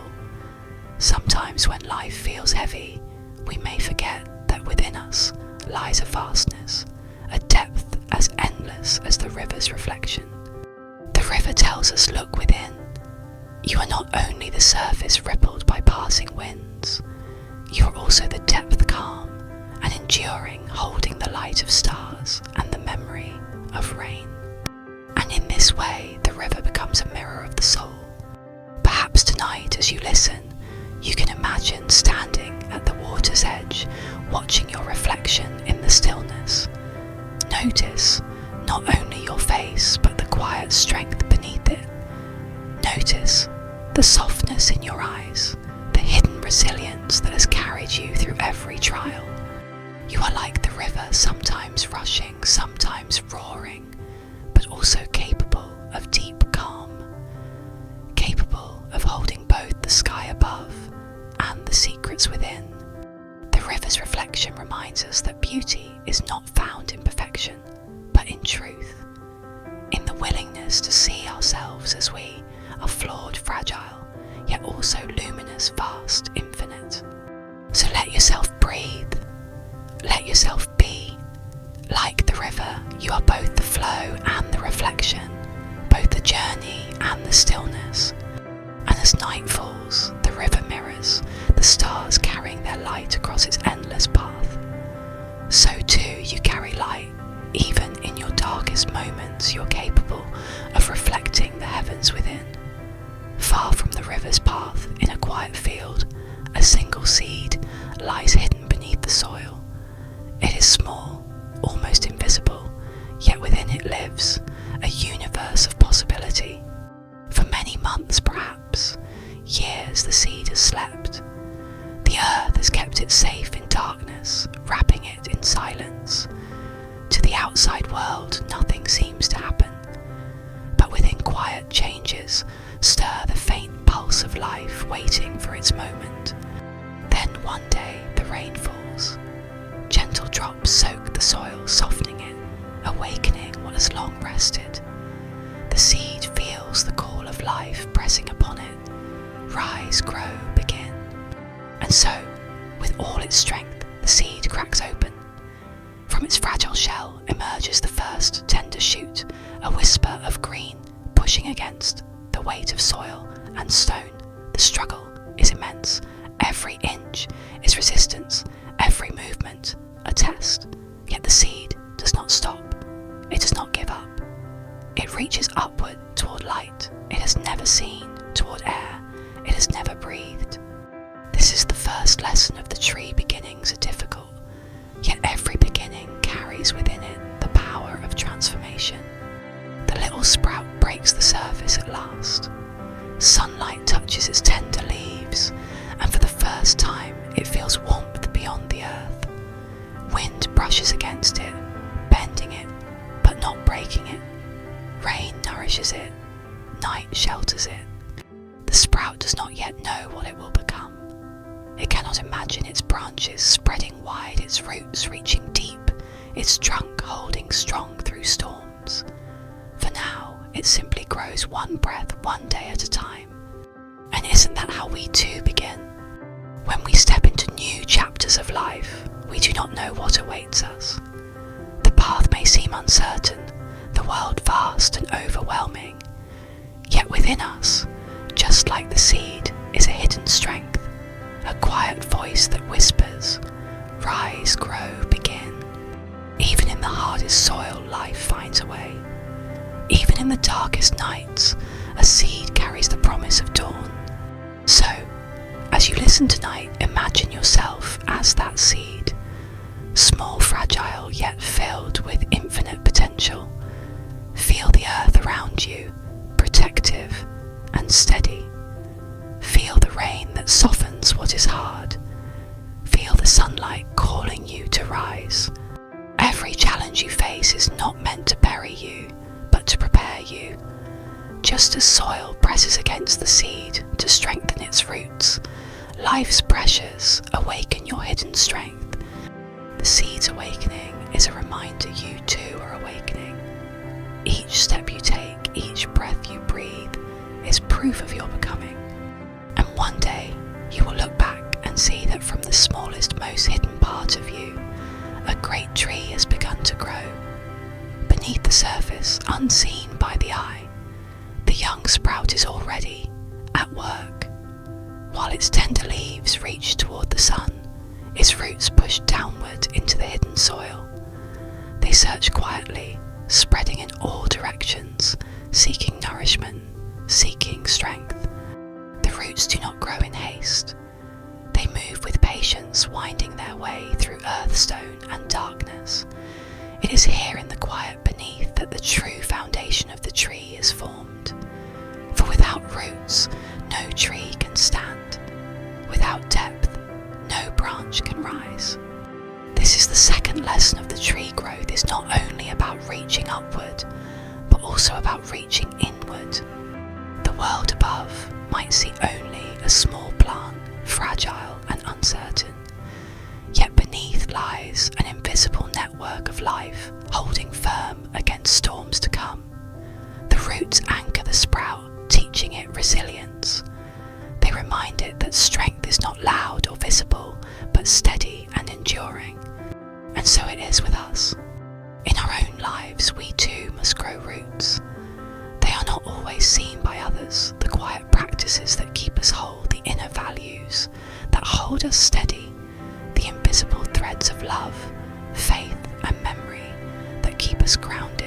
life's winds grow strong.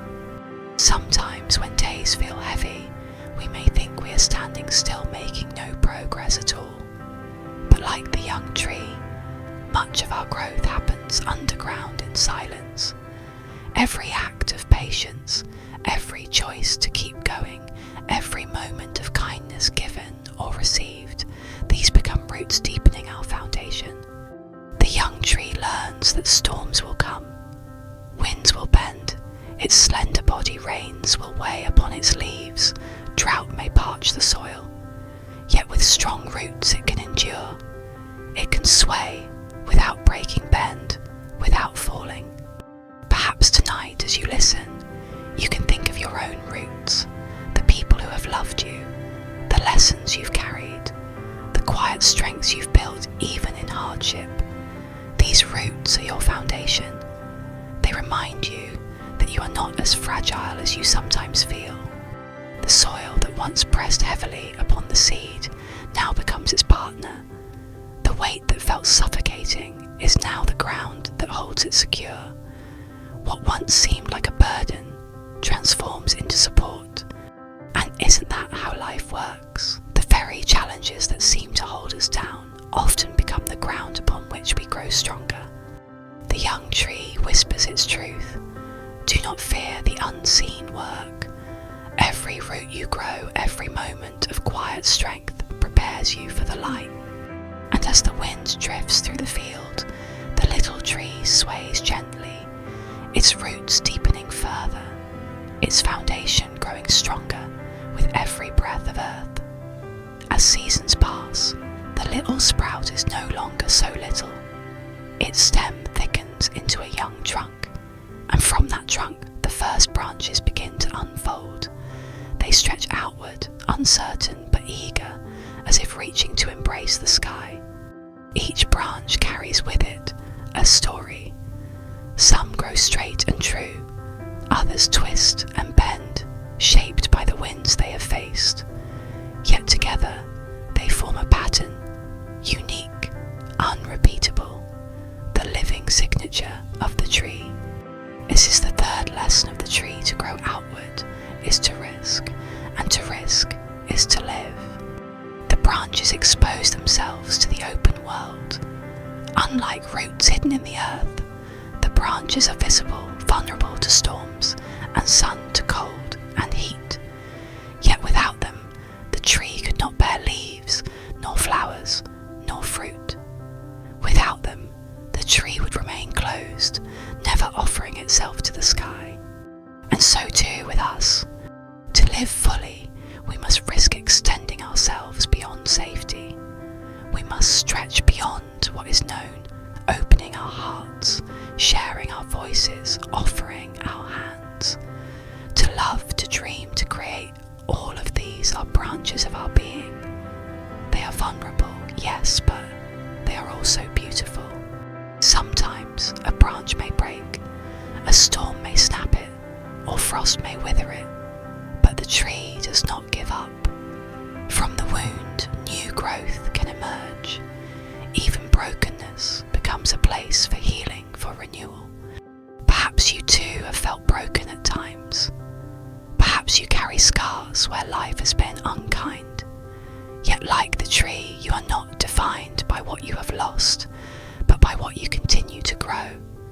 Each scar is not an end, but a marker of resilience. The branches lift higher with each year. They do not compete with one another. Each finds its own way toward light. Together they create a canopy, a shelter for birds, a home for life. The tree learns that its growth is not only for itself, but for others as well. And isn't that true for us?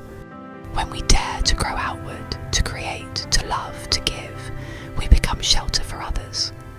Our words, our presence, our acts of kindness can be branches that hold someone else in their storm. Look at the young tree now standing taller, reaching wider. Its branches sway with the rhythm of the wind, not fighting, but dancing, trusting that each movement makes it stronger. The tree whispers to you, do not be afraid to reach out. To extend yourself is to live. Even when storms come, you will not be undone. Your branches carry beauty and your scars carry strength. And as twilight settles across the field, the young tree with its first canopy stands quietly against the fading sky, branches lifted, as if in prayer, as if in hope. With the branches reaching outward, the young tree now adorns itself with leaves. Soft and tender, at first, they unfurl in delicate shades of green, trembling in the wind, like whispers of new life. Each leaf is a miracle, a living hand that catches the sun turning light into nourishment. Through these countless small acts, the tree grows taller, stronger, fuller. This is the fourth lesson of the tree life, is a rhythm of change, and each season has its gift. In spring, the leaves burst forth with freshness, a symbol of beginnings. They shimmer with promise, eager to drink in every drop of light. The tree is clothed in vitality, and it feels unstoppable, as though nothing could hinder its growth. But then comes summer. The sun grows hotter, the rains less frequent. The leaves must work harder, holding on, conserving, enduring the strain of long days. Their green deepens no longer the bright, tender shade of youth, but a steady resilience that speaks of survival. And when autumn arrives, the tree learns the lesson of letting go. The leaves, once its pride, begin to wither. Their colours shift from green to gold, from gold to fire, from fire to brown. They loosen one by one and drift gently to the earth. At first, the tree resists. How can it release what it worked so hard to grow? But in time, it understands. Letting go is not loss, but preparation. The leaves that fall return to the soil, enriching it, making way for new growth in the future. Finally, winter comes. Bare branches stretch into the cold air, stripped of their adornments. To the eye, the tree looks empty, lifeless. Yet beneath the bark, life waits quietly, gathering strength for the return of spring. And so it is with us.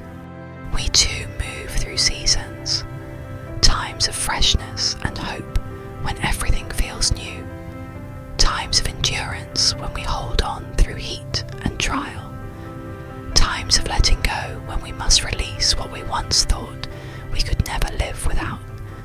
And yes, times of stillness when nothing seems to move yet. Hidden growth is preparing us for renewal. The tree teaches us that each season has its meaning. To cling forever to spring is to miss the wisdom of autumn. To fear winter is to forget the promise of spring. Perhaps in your own life you have felt the turning of seasons.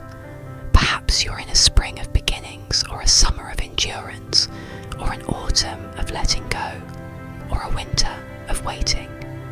Wherever you are, know this: no season lasts forever. Change is not the enemy, it is the rhythm of life itself. The tree whispers, do not fear the falling of leaves. Every ending carries the seed of beginning. Every winter holds the promise of spring. And under the shifting sky, the tree stands in quiet acceptance. Its branches lifted, its leaves drifting down like prayers, like blessings. After years of patient growing, of enduring storms and seasons, the tree awakens to something new. From the tips of its branches, delicate buds appear small, at first barely noticeable, like secrets whispered by spring. Slowly, these buds swell and unfold into blossoms. Some are pale as dawn, others vibrant as sunset. Their fragrance drifts on the breeze, calling bees and butterflies, filling the air with life and promise. This is the fifth lesson of the tree growth. Is not only for survival, but also for beauty, for offering, for joy. The flowers are not permanent. They are fragile, fleeting, destined to fall when their time is done. Yet in their short lives, they bring wonder. They brighten the world. They carry within them the possibility of fruit of nourishment that will outlast their brief bloom. The tree does not keep its blossoms for itself. It offers them freely to the sky, to the bees, to the eyes of all who pass. In their beauty, the tree discovers a deeper purpose to give, to share, to delight. And so it is with us. We too are made not only to endure, but to create, to bring beauty into the world. Our flowers may take many forms: a kind word, a piece of art, an act of love, a dream pursued. Some may seem small or fleeting, but they matter. They leave traces of light in the lives they touch. Perhaps you sometimes doubt your blossoms. Perhaps you think they are too fragile, too temporary, too insignificant. Yet remember, even a brief bloom can carry a fragrance that lingers. Even a single flower can feed a bee, and in doing so, sustain a hive. Your beauty, your kindness, your creativity, these are not wasted. They are gifts, like blossoms that ripple outward in ways you may never fully see. The tree whispers, "Do not withhold your flowers out of fear. Let them bloom. Even if they are brief, they are beautiful. Even if they fall, they will leave behind the seed of something greater." And as the sun sets over the meadow, the tree stands radiant, dressed in its blossoms, glowing softly against the twilight, a quiet testament to the power of renewal, to the beauty of giving. From the blossoms, tiny green shapes begin to emerge. At first, they are no bigger than a raindrop hidden among the leaves. Slowly, they swell, fed by the sun, the rain, and the deep patience of the tree's roots. Days turn into weeks, weeks into months. The little fruits ripen, shifting in colour, filling with sweetness, until the branches bend under their weight. Some are golden, some crimson, some deep as night. Each one is a vessel of nourishment, a gift of life held tenderly by the tree. This is the sixth lesson of the tree. True strength lies not only in surviving, nor even in blossoming, but in giving, offering what we have grown to sustain others. The fruits are not for the tree itself. They are for the birds that nest in its branches, for the travellers who rest in its shade, for the children who stretch their hands in delight. They fall to the earth, feeding creatures great and small. And within each fruit is a seed, the promise of new life carried far beyond the tree's own reach. And so it is with us. Our lives are not only about enduring hardship or shining briefly in beauty. We are also called to bear fruit, to create something that feeds others, something that outlives us. Our fruits may be wisdom, compassion, acts of service, or the simple daily kindnesses that nourish hearts around us. Perhaps you have not yet seen your fruits, or perhaps you fear they are too small. But remember, an apple can satisfy a hunger, a grain of wheat can become bread, and a single seed can grow into a forest. No gift is too small when it is given in love. The tree does not measure its worth by the number of fruits it bears in a single season. Some years are abundant, others are lean. Still, it gives what it can, trusting that each offering carries meaning. So too can you. Even when life feels uncertain, your presence, your efforts, your quiet gifts matter more than you realise.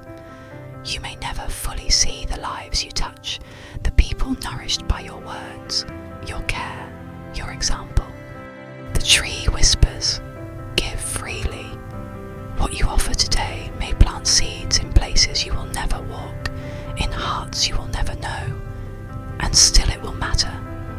It will endure. And as the season ripens, the tree stands laden with fruit branches, swaying gently, generous and unafraid, offering itself to the world without hesitation, a living reminder that the deepest joy comes not in keeping, but in giving. The sky darkens without warning. Clouds gather heavy and restless, their bellies swollen with rain. A hush falls over the meadow.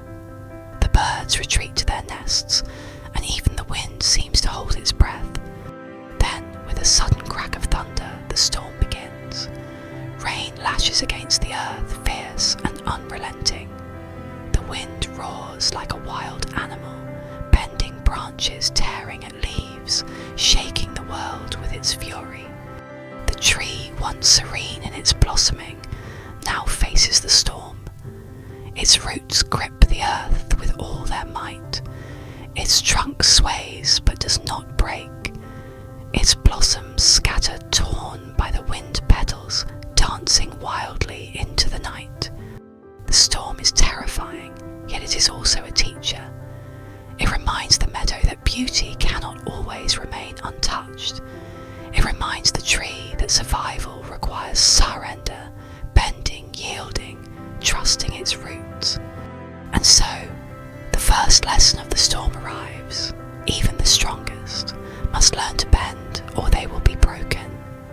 The storm rages for hours. Lightning flashes across the sky, carving brief rivers of fire through the darkness. Thunder rolls like the voice of the earth itself. The meadow seems drowned, the air filled with the relentless pounding of rain. The tree endures. It does not fight the storm, it bows to it, letting the wind pass through its branches, letting the rain wash over its leaves, and in its yielding, it survives. When at last the storm begins to fade, the world feels strangely quiet. The sky is still heavy with grey, but the violence has passed. The tree stands battered but unbroken. Its blossoms may be gone, its branches scarred, but its roots remain. Its spirit remains. And in that moment of silence, the tree whispers its message to us. Storms will come, and they will shake us, strip us, humble us. But if our roots are deep, we will endure, and after the storm life will return. The night slowly surrenders. The thunder softens into a distant murmur. The rain tapers into a gentle drizzle, and the wild wind becomes no more than a tired sigh across the meadow. Then at last a pale light rises in the east. It is not yet the golden blaze of morning, but the first fragile glow of dawn. The storm clouds part reluctantly, like heavy curtains pulled aside, and through the cracks, soft ribbons of light spill onto the drenched earth. The tree stands in silence, its bark soaked, its branches heavy with rain. Drops of water cling to every leaf and twig, glimmering as the sun touches them. What was broken now sparkles. What was torn now glows. The meadow, once battered and drowned, is covered in diamonds of light, each raindrop a jewel. The first rays do not erase the scars of the storm. They do not magically restore the blossoms that were lost, but they reveal something new, resilience. The meadow is alive. The tree still breathes. And in this gentle light, a deeper truth emerges after every storm there comes, a dawn. We too know storms in our lives, times when the winds of hardship strip us bare, when losses scatter like petals torn away. In such moments, it can feel as if nothing will remain, as if the storm has taken everything. But the dawn always comes, the light returns, and though we may not be the same as before, those scars may remain, we find ourselves still standing, still breathing, still capable of reaching toward the sun. The first rays of light invite us to notice not what was lost, but what endures. They invite us to marvel at the way brokenness can shine, how wounds can catch the light and become something beautiful. The tree whispers, "Do not fear the scars.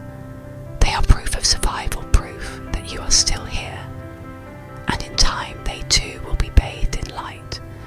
The meadow breathes again. The first birds emerge, timid at first, then bold, filling the quiet with song.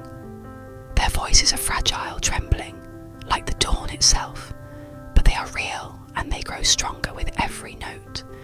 The storm has passed, and now the world learns how to begin again. The meadow, still wet and trembling from the storm's hand, slowly awakens. At first there is silence, not the heavy silence of fear, but the tender hush of waiting, as though the earth itself is holding its breath, uncertain yet hopeful. Then, like a timid voice breaking the quiet, comes the call of a bird, high and thin, but steady. Another answers, then another. Soon, the meadow is filled with a fragile chorus, hesitant, wavering, but undeniably alive. The song of the birds is not loud. It does not roar like the storm or thunder across the sky. It is gentle, almost shy, yet its gentleness carries a truth more powerful than the violence that came before life always returns. Each note feels like a promise, a declaration, a reminder that after destruction, creation rises again. The meadow, once beaten down, now sings. The tree, still scarred, listens. Drops of rain slide from its branches, catching the growing sunlight. Its blossoms may be gone, but within its bark, life stirs quietly. Sap flows, roots breathe, and deep inside the promise of new buds waits. The storm has not ended the tree's story. It has only written a new chapter, and so it is with us. In the aftermath of our storms, we may feel stripped of everything, of hope, of strength, of love. Yet slowly, quietly, life returns. A kind word, a small laugh, a gentle hand resting on ours. The song may start small, but it grows. The birds remind us hope begins in whispers, not in shouts. It does not always arrive as a blaze of triumph. Sometimes it comes softly, like bird song after the rain, fragile yet unstoppable. The meadow absorbs the sound, and even the broken places seem to hum along. Wounds soak in the light, scars begin to soften. The world that was silenced by the storm learns again how to sing. And the tree, standing tall in its battered grace, seems to echo you too will sing again. Days pass, the meadow dries, though its earth remains dark and rich with the gift of rain. The air, once heavy with thunder, now carries only the scent of renewal, fresh, green, alive. The tree stands in quiet patience. It does not rush, it does not demand. It simply exists, drinking sunlight, breathing air, and drawing strength from its deep roots. Time, gentle and steady, moves forward. Then one morning, as dawn stretches its soft fingers across the sky, something stirs. On one of the battered branches from wood, once whipped by wind and bruised by rain, a bud appears. Tiny, fragile, almost hidden, but it is there. The bud is not yet a flower, but it holds within it a promise, the promise that life, despite everything, chooses to go on. That even in the aftermath of loss, something new can take root. The meadow seems to notice. Light bends toward the bud. A breeze carries its quiet blessing. Birds pause in their singing, as if to honour the courage of something so small, yet so radiant. When the bud slowly begins to open, revealing the first delicate petals, it feels like a miracle. Not because flowers have never bloomed before they have countless times, but because this flower blooms after the storm, and that makes it extraordinary. We too carry within us the promise of first blooms. After hardship, after heartbreak, after seasons of silence, something within us stirs again. Perhaps it is a smile we thought we had lost. Perhaps it is trust returning or courage waking. Perhaps it is love, tentative, yet real daring to bloom in a heart that once felt broken. The first bloom does not erase the storm, but it transforms it. It whispers the storm was not the end. It was the soil in which new life began. The tree holds its bloom like a lantern against the sky, a fragile light, yet one that can guide, and to all who pass it, seems to say, no matter how fierce the night, there will always come a dawn. No matter how heavy the storm, there will always be a flower waiting to bloom within you. The tree's first bloom does not stand alone for long. In the days that follow, the meadow awakens in a quiet chorus of rebirth. Grass once flattened into the mud lifts itself upright again. Tiny shoots push through the dark soil, reaching hungrily for the sun. Patches of wildflowers, silent during the storm, return with colours even brighter than before, as if they too have something to prove. The meadow is healing. It is not sudden nor perfect. There are still scars, hollow places where roots were torn away, puddles where the earth has yet to dry. Broken branches lie scattered like memories of violence. Yet amid those scars, life continues. Slowly, steadily, tenderly, a butterfly appears, its wings fragile as paper, yet strong enough to carry it across the meadow. It lands on the tree's bloom as if to crown it with recognition. Then it flutters to another flower, carrying with it the invisible gift of renewal, the promise of new life spreading further still. The meadow understands something we often forget. Healing does not mean returning to what was. It means creating something new from what remains. And in this, it mirrors our lives. After hardship, we may not return to who we once were. Loss shapes us. Pain leaves its mark. But healing comes when we allow beauty to grow even in the broken places, when we let kindness, connection, and hope flow through the cracks left behind. The meadow shows us that healing is not solitary. The tree's bloom inspires the grass. The grass encourages the flowers. The flowers feed the insects. The insects bring the birds. Life builds upon life until the whole landscape hums with quiet harmony. So it can be with us. We heal not only alone but together.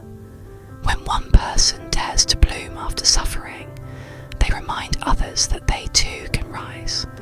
Hope is contagious. Courage spreads. Love multiplies. The storm tried to silence the meadow, yet in the aftermath, a deeper music arises, not loud, not boastful, but woven from countless small acts of resilience together, forming a symphony of survival. And if you listen closely, you can hear it whisper, healing is possible. For the meadow, for the tree, for you. Far beyond the meadow, past rivers that coil like silver ribbons, and forests that whisper in endless tongues, there rises a mountain, tall, immovable, crowned with mist. For generations, it has stood in silence, watching the world change around it. The mountain does not rush, it does not chase, it simply waits. At its base, countless lives unfold. Small flowers bloom between the rocks. Moss clings to damp stones. Birds carve their nests into its cliffs, and foxes slip through narrow passages in its shadow. To them the mountain is not just stone, it is home. And yet, for all its majesty, the mountain is also marked by scars. Cracks run through its face where storms have struck. Landslides have carved deep gashes. From afar, these wounds might look like weakness, but up close they tell another story, a story of endurance. The mountain teaches a lesson. Only time can give strength is not the absence of pain, Strength is the willingness to remain even when battered by centuries of storms. We too are like mountains in our own way. Life presses against us. Winds of doubt, rains of sorrow, the grinding erosion of years. Sometimes we feel the cracks forming the weight, pulling us down. But like the mountain we endure, we stand. And in that standing, we discover a quiet power, the kind that comes not from speed or perfection, but from presence. The mountain whispers to those who listen, do not fear your scars. They are proof that you are still here, proof that you have weathered everything and still you rise. And in the hush of evening, as the last light of the sun paints its peaks in gold, the mountain becomes not just a monument of stone, but a mirror showing us the strength we too carry within. One morning, when the mist still curled around the lower cliffs, a lone traveller arrived at the foot of the mountain. Their clothes were worn, their steps heavy, and their eyes carried the shadow of long miles walked. Yet within those eyes, there was also a spark, a longing, a question not yet answered. The pilgrim placed a hand against the rough stone at the mountain's base. It was cool, solid, unmoving. In that touch, they felt something stir, a sense that this journey would not be measured in miles, but in meaning. The climb began slowly. The path was steep, winding among boulders and thorn bushes. Each step demanded effort, and more than once the pilgrim paused to rest, breathing heavily in the thin air. Yet the mountain did not rush them. It simply stood waiting, offering no judgment, no demand. As the traveller ascended, they noticed life tucked into the harshness. Tiny alpine flowers bloomed between cracks in the stone, their petals trembling in the wind. Small birds darted overhead, vanishing into hidden ledges. Even here, where the air was sharp and the soil was shallow, life found a way to persist. The pilgrim stopped beside one of these flowers. Kneeling, they traced its fragile stem, with their eyes marvelling at how it could survive where almost nothing else could. And in that moment, a quiet thought came. If such a delicate thing can endure here, perhaps I too can endure my burdens. The climb continued. The pilgrim's legs ached, their chest burned, but still they moved upward. With each step, they shed a little of the weight they carried inside.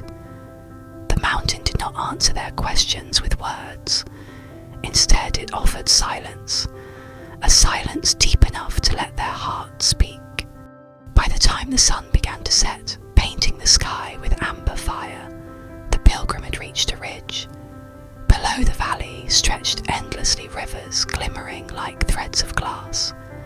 The world seemed vast, yet also tender, held together by countless connections unseen. The traveller sat breathless, humbled yet strangely lighter than when they had begun. And in the stillness of that height they understood climbing the mountain was never about conquering it. It was about finding the strength to rise step by step into their own becoming. The mountain as always simply waited, silent, eternal, patient. And in its waiting, it had given the pilgrim exactly what they needed. The final stretch was the hardest. The air grew thin, each breath a labour. The path narrowed to a spine of stone where the wind howled like a restless spirit. The pilgrim's legs trembled. Their hands scraped raw against the rock. For a moment doubt whispered, "What if I cannot make it? What if I turn back now?" But the mountain, silent and steady, seemed to murmur in its own way, "One more step, just one more." And so the pilgrim rose, step after step, breath after breath, until finally the ground levelled.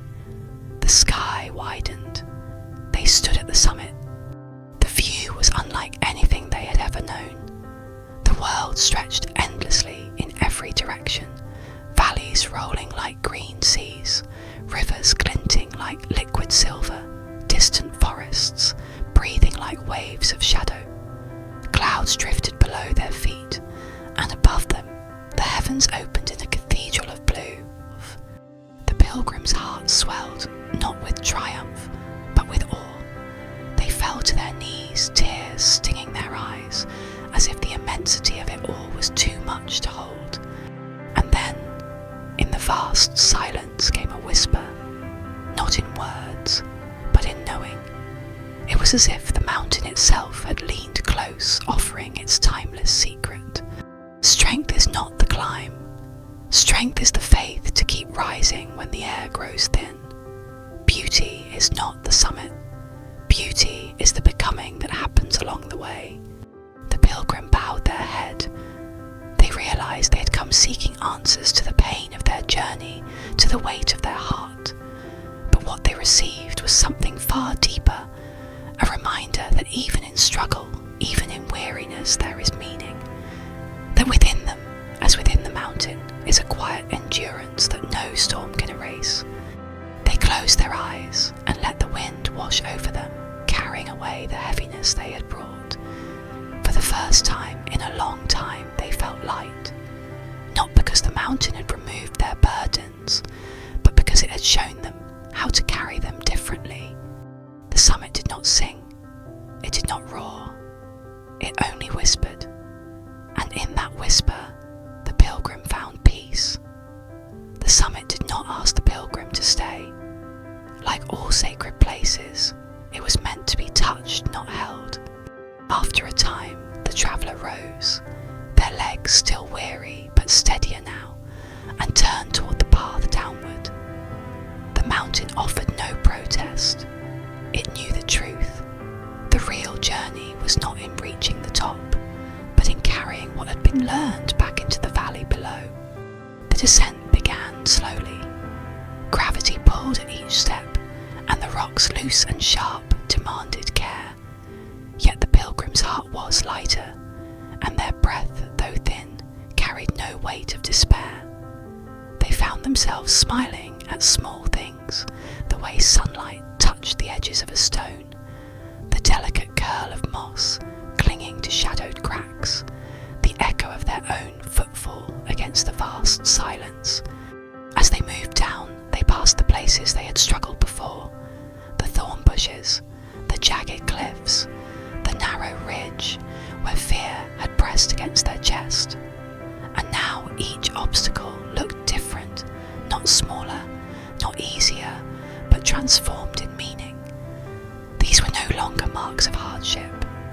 They were milestones of resilience. Halfway down, the pilgrim paused beside a cluster of alpine flowers. Their petals trembled in the cool wind just as before. But now the traveller did not see them as fragile. They saw them as fierce, bold enough to bloom where few dared to root. The pilgrim whispered aloud, almost to the flowers, almost to themselves. Even here beauty can live. Even here hope can grow. The words drifted on the wind, and the mountain seemed to listen. By the time they reached the lower slopes where grass swayed in softer breezes, the valley opened before them once more. But something within had shifted. The world had not changed. The rivers still glimmered. The forests still breathed. The sky still stretched infinite. Yet the pilgrim's eyes saw it all anew, as though each detail carried a quiet invitation. Live, endure, return, begin again. The mountain remained behind them, silent, patient, eternal, but its whisper lingered within. And so step by step, the traveller descended into life again, not smaller for having left the heights, but fuller, carrying the summit in their heart.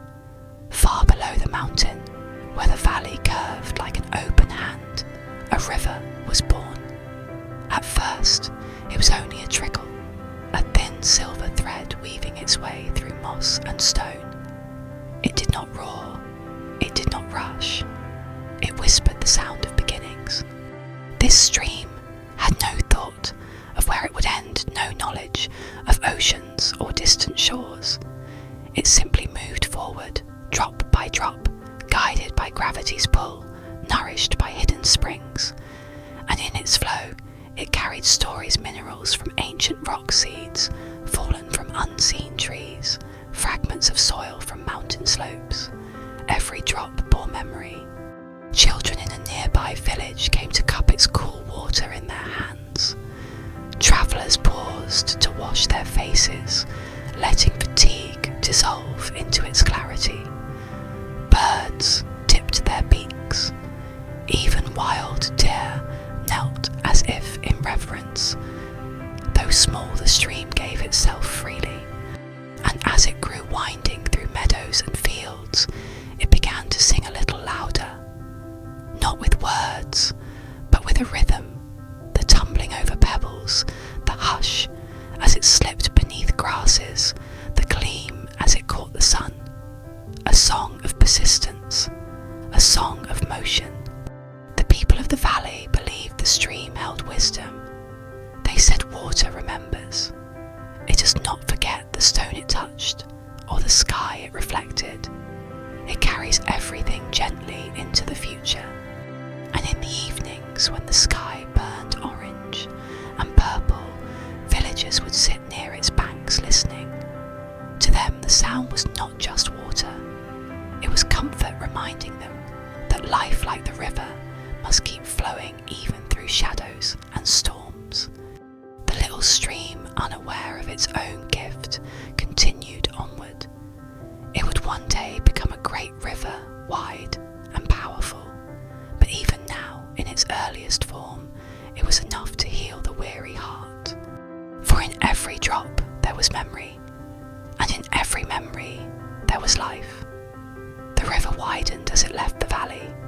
Its voice, once a soft whisper, grew into a deeper hum. Yet with growth came challenges. The path was no longer smooth. Rocks jutted from the earth, cliffs narrowed its passage, and fallen trees tried to block its way. The water did not stop. It could not stop. Instead it learned. When sharp stones cut its flow, the river shaped them slowly, smoothing jagged edges into roundness. When a great boulder fell across its path, it split into streams, rejoining further on, with laughter in its ripples. When the land dropped steeply into a dark gorge, the river leapt a waterfall, crashing into mist, bruised but beautiful. But sometimes it suffered. Villagers further downstream built dams, forcing the water into channels it had not chosen. In the heat of summer, parts of its body dried into cracked mud, leaving behind small pools where fish gasped for breath. Once a storm swept through the land, filling the river with debris, with branches and mud that muddied its clarity. Still it endured. Even wounded, even burdened, the river flowed. For water does not resist its nature. It remembers that movement is its truth. It bends, it yields, but it never ceases. Its memory is not only of joy, but also of pain, and yet it carries both without bitterness. People along the banks noticed this resilience. They said the river teaches us how to live with scars. It shows us that wounds do not end the journey, they become part of its song. And so, at night, when the river shimmered beneath the moon, the weary and broken would come to sit by its edge. Some would weep into its current, watching their grief carried away. Others would close their eyes and let the sound remind them, you too can flow through what has hurt you. You too can move forward without forgetting, without losing yourself. The river, though scarred, continued on. Its song was deeper now, richer, not only a song of beginnings but of survival, and it flowed always forward. As the river pushed onward, it spread wide across fertile plains. Here its waters softened the earth, turning dry ground into meadows thick with grass. Seeds carried from mountains long ago sprouted along its banks, weaving tapestries of green. The river, without intention, gave life. Farmers out their fields beside its steady current. They drew its water into canals feeding rows of rice, wheat and corn. The river did not complain at being borrowed from. It only replenished, giving again and again. And from its generosity, families survived through the harsh seasons. Children splashed in its shallows, laughter ringing like silver bells. Fishermen cast their nets into its depths, pulling forth shimmering catches. Herds of cattle and sheep wandered to drink, guided by the steady song of its flow. Even the smallest insects, the tiniest reeds, relied on its endless offering. The people called it the Great Provider. To them, the river was not only water, but kindness itself, a living thread that stitched their lives together, one harvest to the next, one generation to another. And yet the river did not give for recognition. It did not need thanks. It gave because giving was in its nature. Its memory carried minerals to enrich soil. Its flow carried seeds to distant lands. Its rhythm carried comfort to restless hearts. But in quiet moments when dawn mist hovered over its surface, one could almost sense something more, as if the river remembered the touch of every hand that had cupped its water, as if it cherished the stories whispered into its current prayers for rain blessings for children, cries of grief, promises of love. The river carried them all, blending them into its endless journey. And in its reflection, people saw themselves not separate, but part of something vast. They began to understand that to give like the river was to live fully, that to nourish others was to grow in strength, not diminish. The river's gifts were not only food and water. They were lessons, quiet reminders that life is richest when it flows outward, when it nourishes not only itself, but all it touches. And so the river continued wide and strong, holding the memory of countless lives and offering its blessings to every step of the land it kissed. There came stretches where the river slowed. Its current softened its surface, calmed, and it became like glass. Here travellers would pause, leaning over the banks, gazing into the water as though it were a mirror. The river reflected everything, the sky's shifting moods, the clouds drifting like gentle thoughts, the trees bowing at its edge.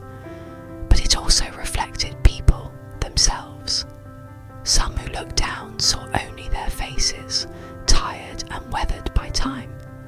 Others, if they lingered long enough, saw deeper. A man burdened with grief once knelt beside the still water. His reflection wavered, blurred by tears. But as he stared, he did not see only his sorrow. He saw the endurance of the river itself, its willingness to carry both clarity and mud without shame. He rose with lighter steps, whispering, "If the river can carry everything, so can I." A young woman, uncertain of her path, came to the banks at dawn. She watched the first light paint her reflection in gold.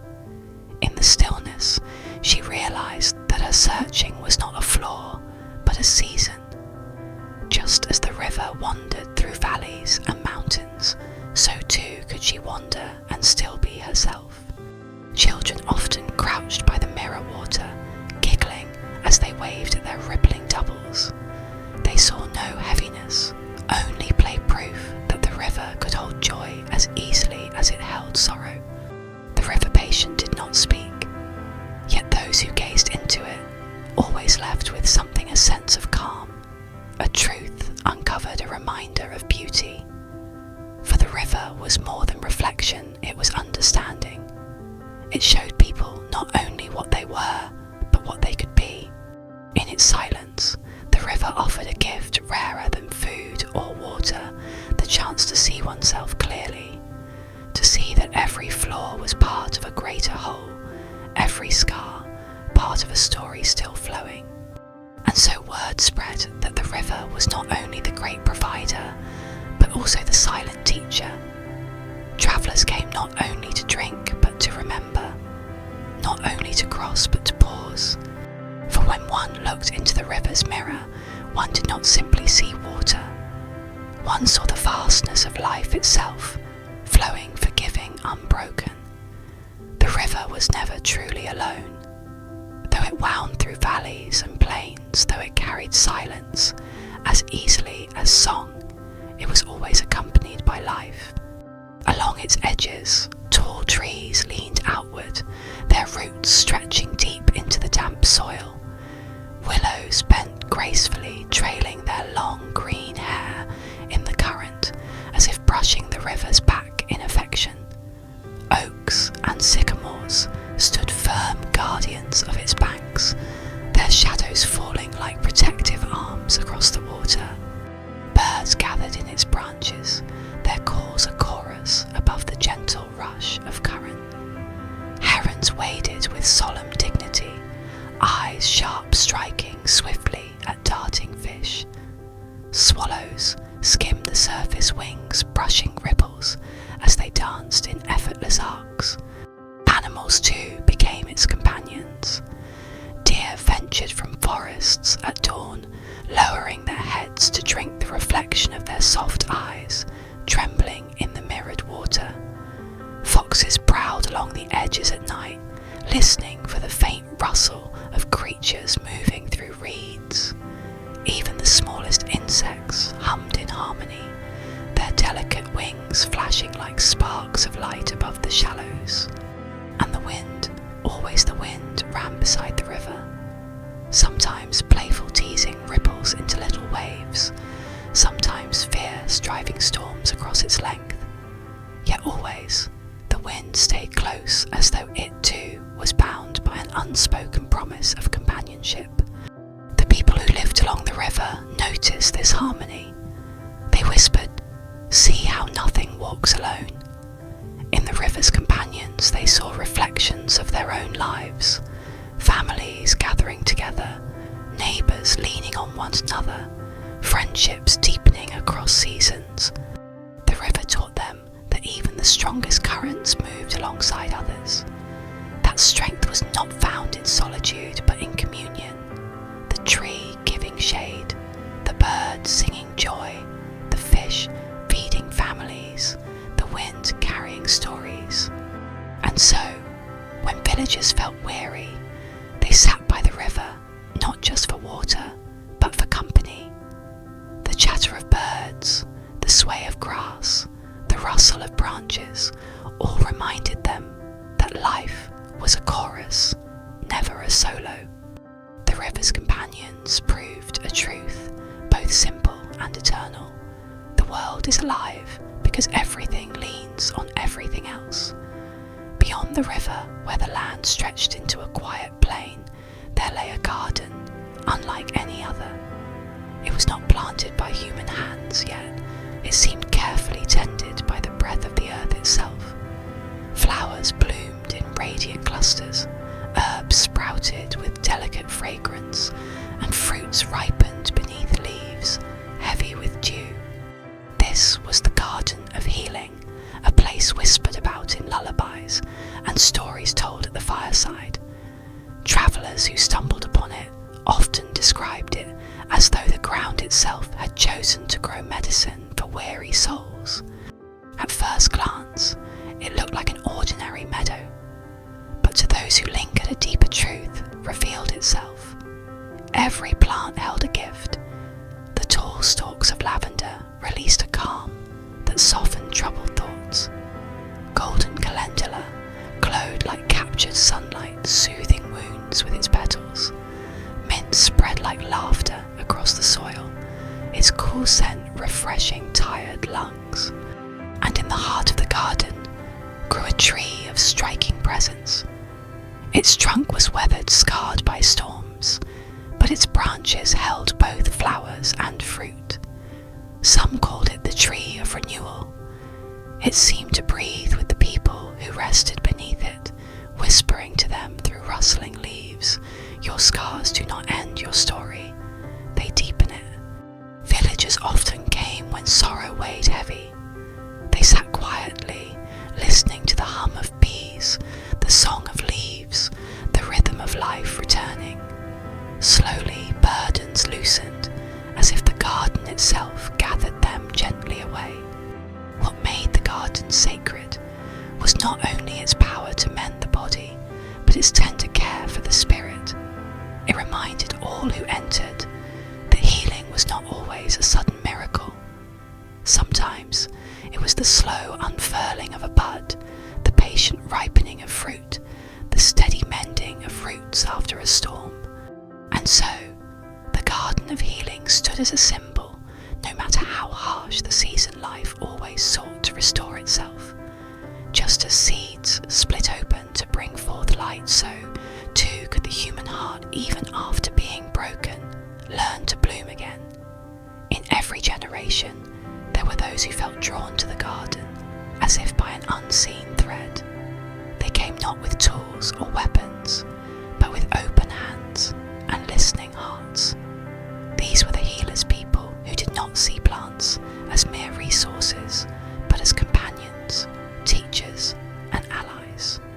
They walked softly among the leaves, whispering thanks before harvesting a stem of rosemary, or pausing to bow before cutting a branch of willow bark.